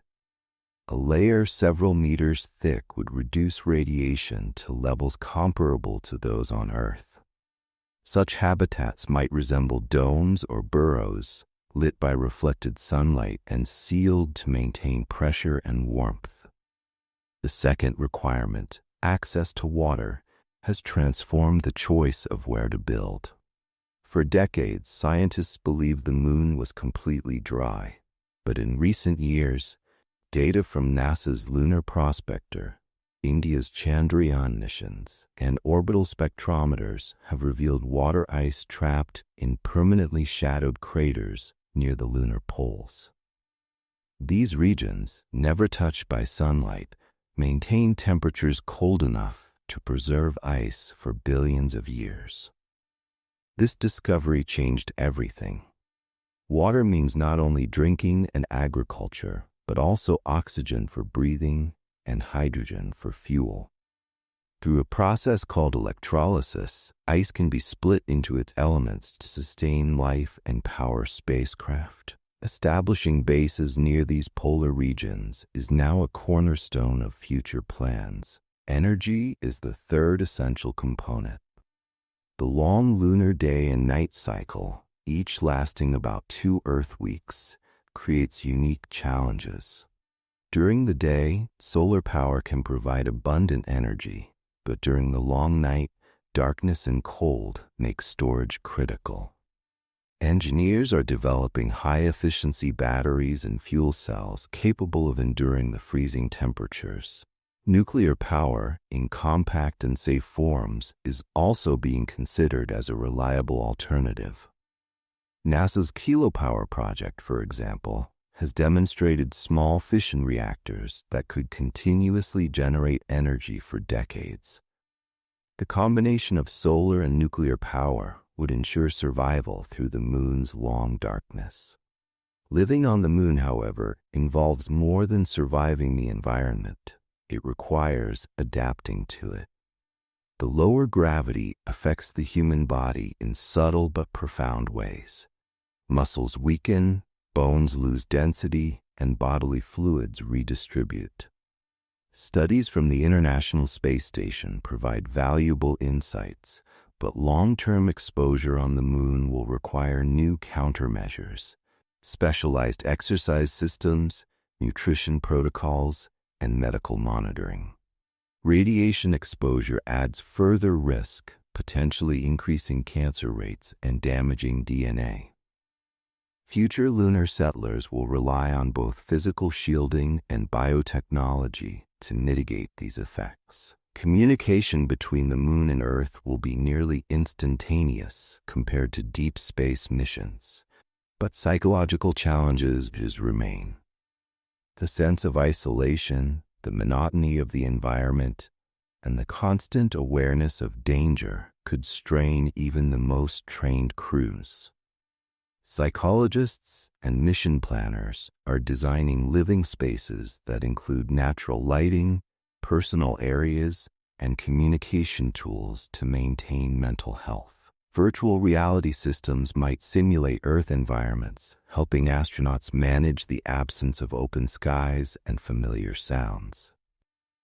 These emotional and psychological aspects of lunar life are as critical as oxygen or food. Work on the moon will focus on science, engineering, and preparation for deeper exploration. Robotic systems will assist humans in construction, mining, and research. The moon's geology offers insights into the early solar system, preserved in rocks that have remained unchanged for billions of years. Scientists plan to study these samples to refine models of planetary formation and impact history. Other experiments will focus on using local resources, a concept known as in situ resource utilization. If humans can produce water, air, and building materials from lunar soil, the cost and risk of space travel will drop dramatically. In this way, the moon becomes not just a destination, but a workshop for learning how to live off Earth. The presence of water ice also opens possibilities for creating fuel depots in lunar orbit or on the surface. Hydrogen and oxygen derived from the ice could be stored and used to refuel spacecraft, making the moon a logistical hub for exploration of Mars and the outer planets.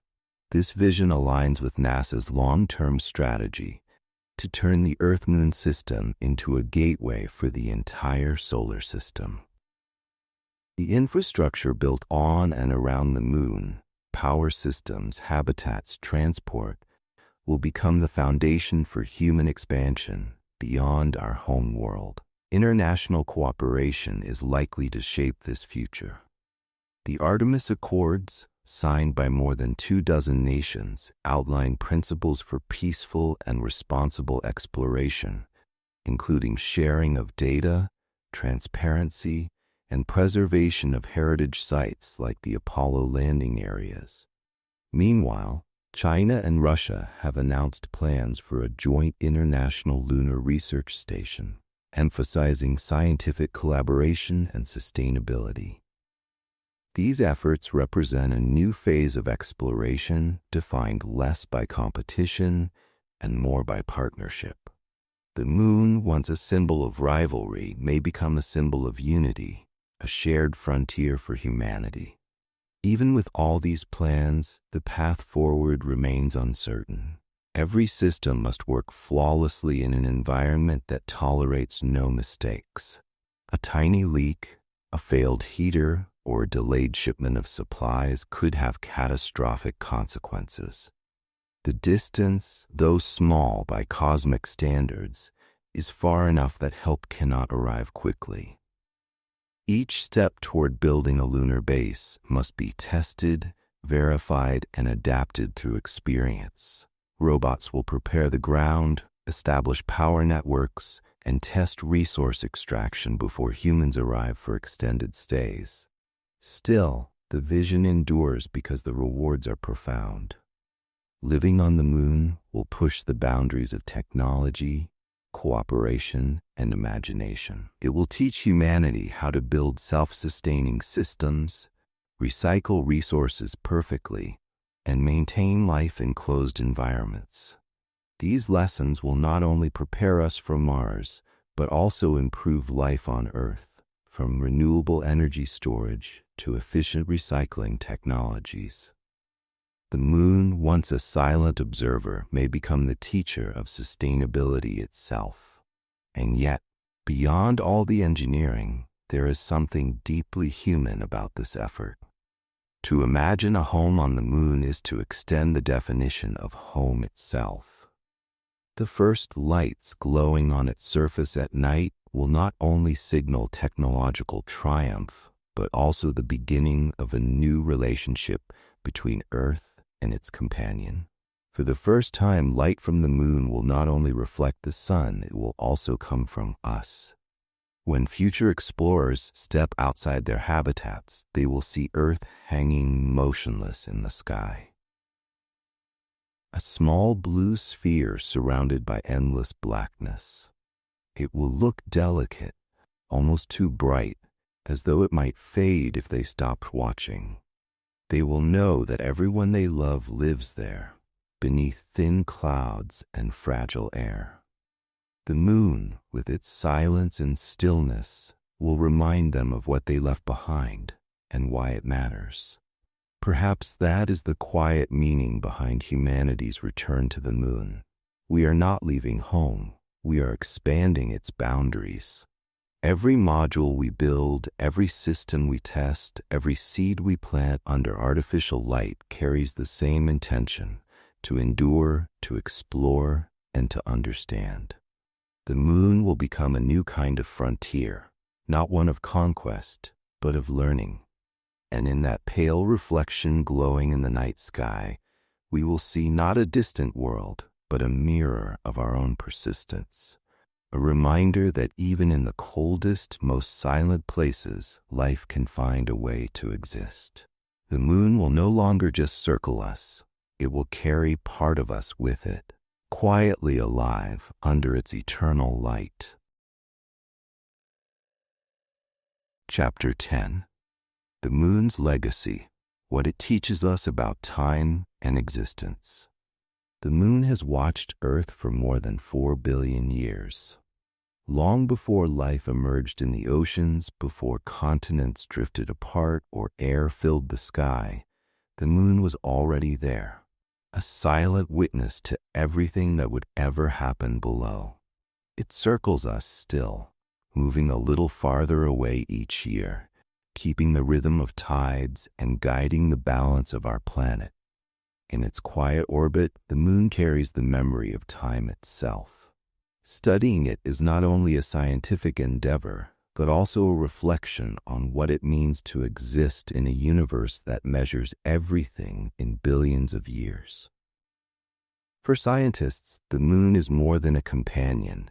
It is a time capsule of the early solar system. Unlike Earth, whose surface is constantly reshaped by wind, water, and tectonic motion, the moon has remained nearly unchanged for billions of years. Each crater, ridge, and rock preserves the record of cosmic events that shaped our world. When NASA's Apollo astronauts brought back lunar samples, they gave humanity its first tangible record of planetary history. Those rocks revealed that the moon's oldest highlands date back to about 4.5 billion years ago, nearly as old as the solar system itself. The same violent impacts that scarred the moon's face likely bombarded Earth as well, though our planet's memory of that time was erased by erosion and plate movement. The moon remembers what Earth has forgotten. That preservation is one of the moon's greatest scientific gifts. Its surface acts like a museum of planetary evolution.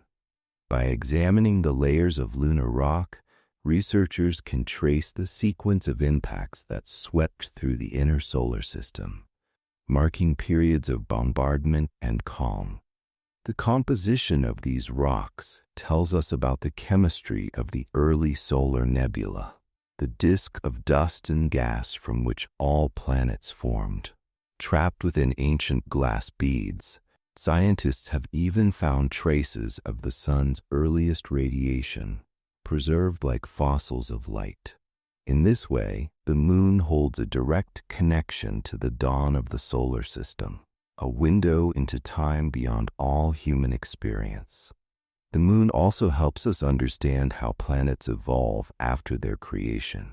Its crust and mantle, revealed through seismic data and sample analysis, record the cooling and differentiation processes that every rocky world undergoes.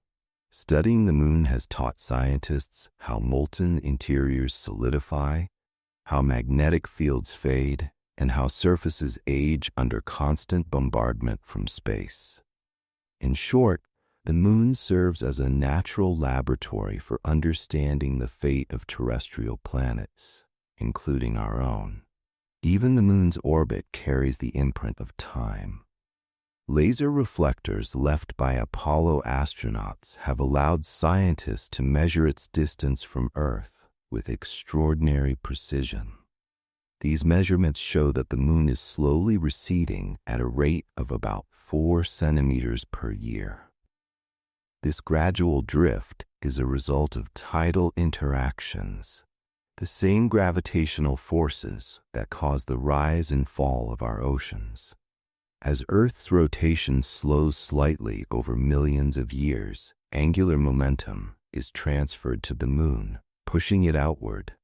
In this way, time itself is etched into the geometry of our planetary system.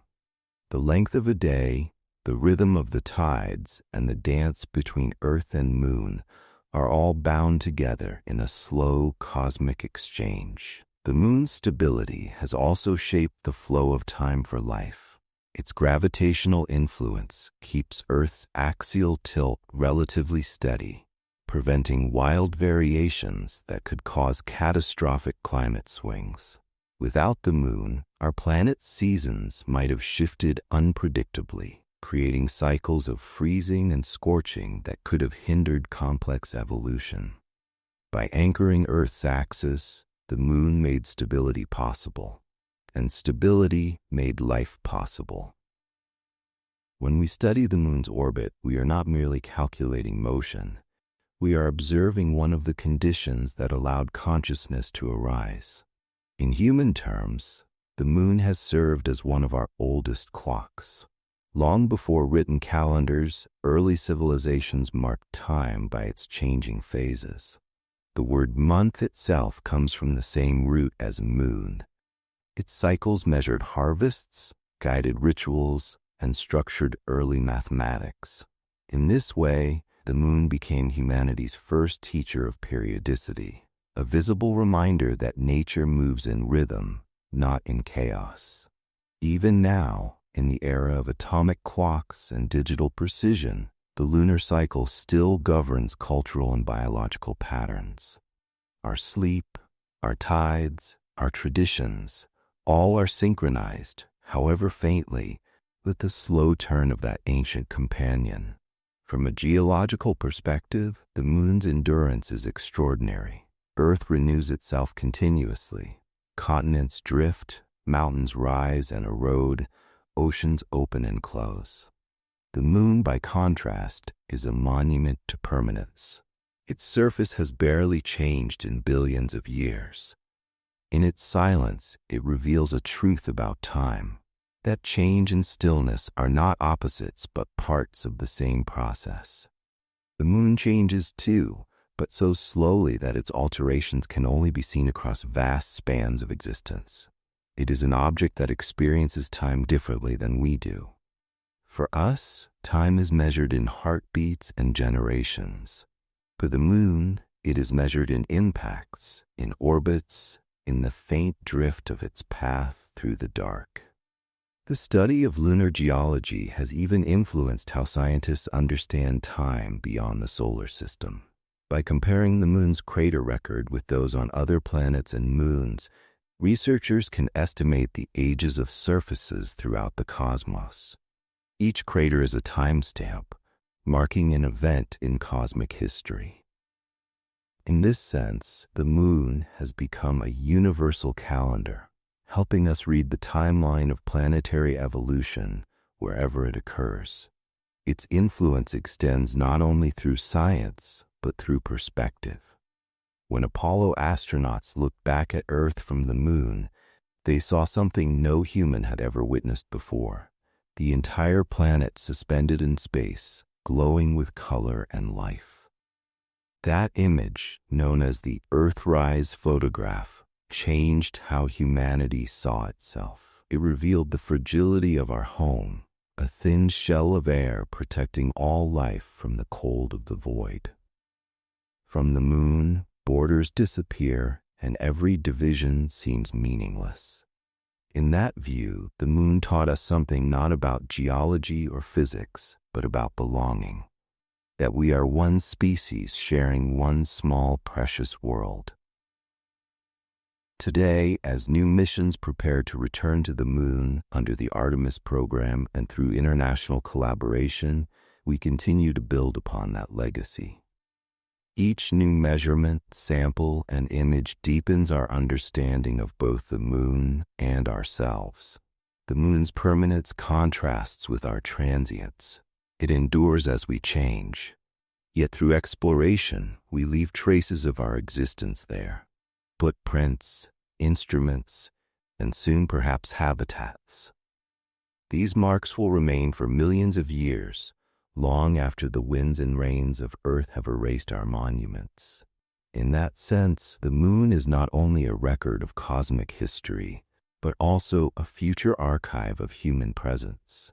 From a scientific standpoint, the moon's lessons are clear. It shows how planets form, how they evolve, and how time operates on scales beyond imagination.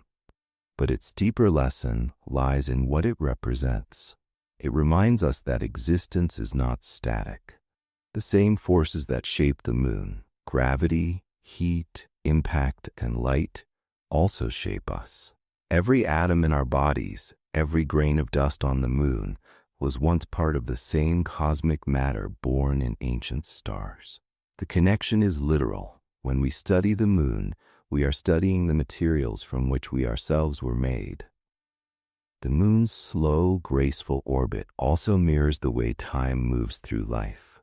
It circles steadily, repeating its phases, yet never returning to exactly the same position. Each orbit is slightly different, each reflection a little changed. It reminds us that repetition does not mean stasis, that cycles can contain progress, that even in returning, we move forward. The moon's light waxes and wanes, but it never truly disappears. It only changes how much of itself we can see. In that pattern lies a quiet metaphor for existence itself. What fades is not gone, and what is hidden may only be waiting to return. When you look up at the moon, you are seeing not just the light of the sun reflected from stone, but the memory of the universe shining back. The photons that touch your eyes have traveled across hundreds of thousands of kilometers of emptiness, bouncing off a surface that has seen the birth of worlds and the passing of ages. They connect you, for a brief moment, to the continuity of everything that has ever been. The moon teaches us that time is both vast and intimate. It reminds us that the same forces shaping galaxies also shape the tides at our shores and the rhythms within our hearts. It stands as proof that endurance can coexist with change, and that silence, far from being empty, can contain the story of everything. Perhaps that is the moon's greatest legacy, not only what it tells us about the past, but what it whispers about the present. In its steady orbit and quiet glow, it shows that to exist is to move in cycles, to endure and to reflect light even in darkness. The moon does not create its own illumination, yet it brightens our nights. In that way, it mirrors us, fragile beings who borrow light from one another, shining briefly against the vastness of time.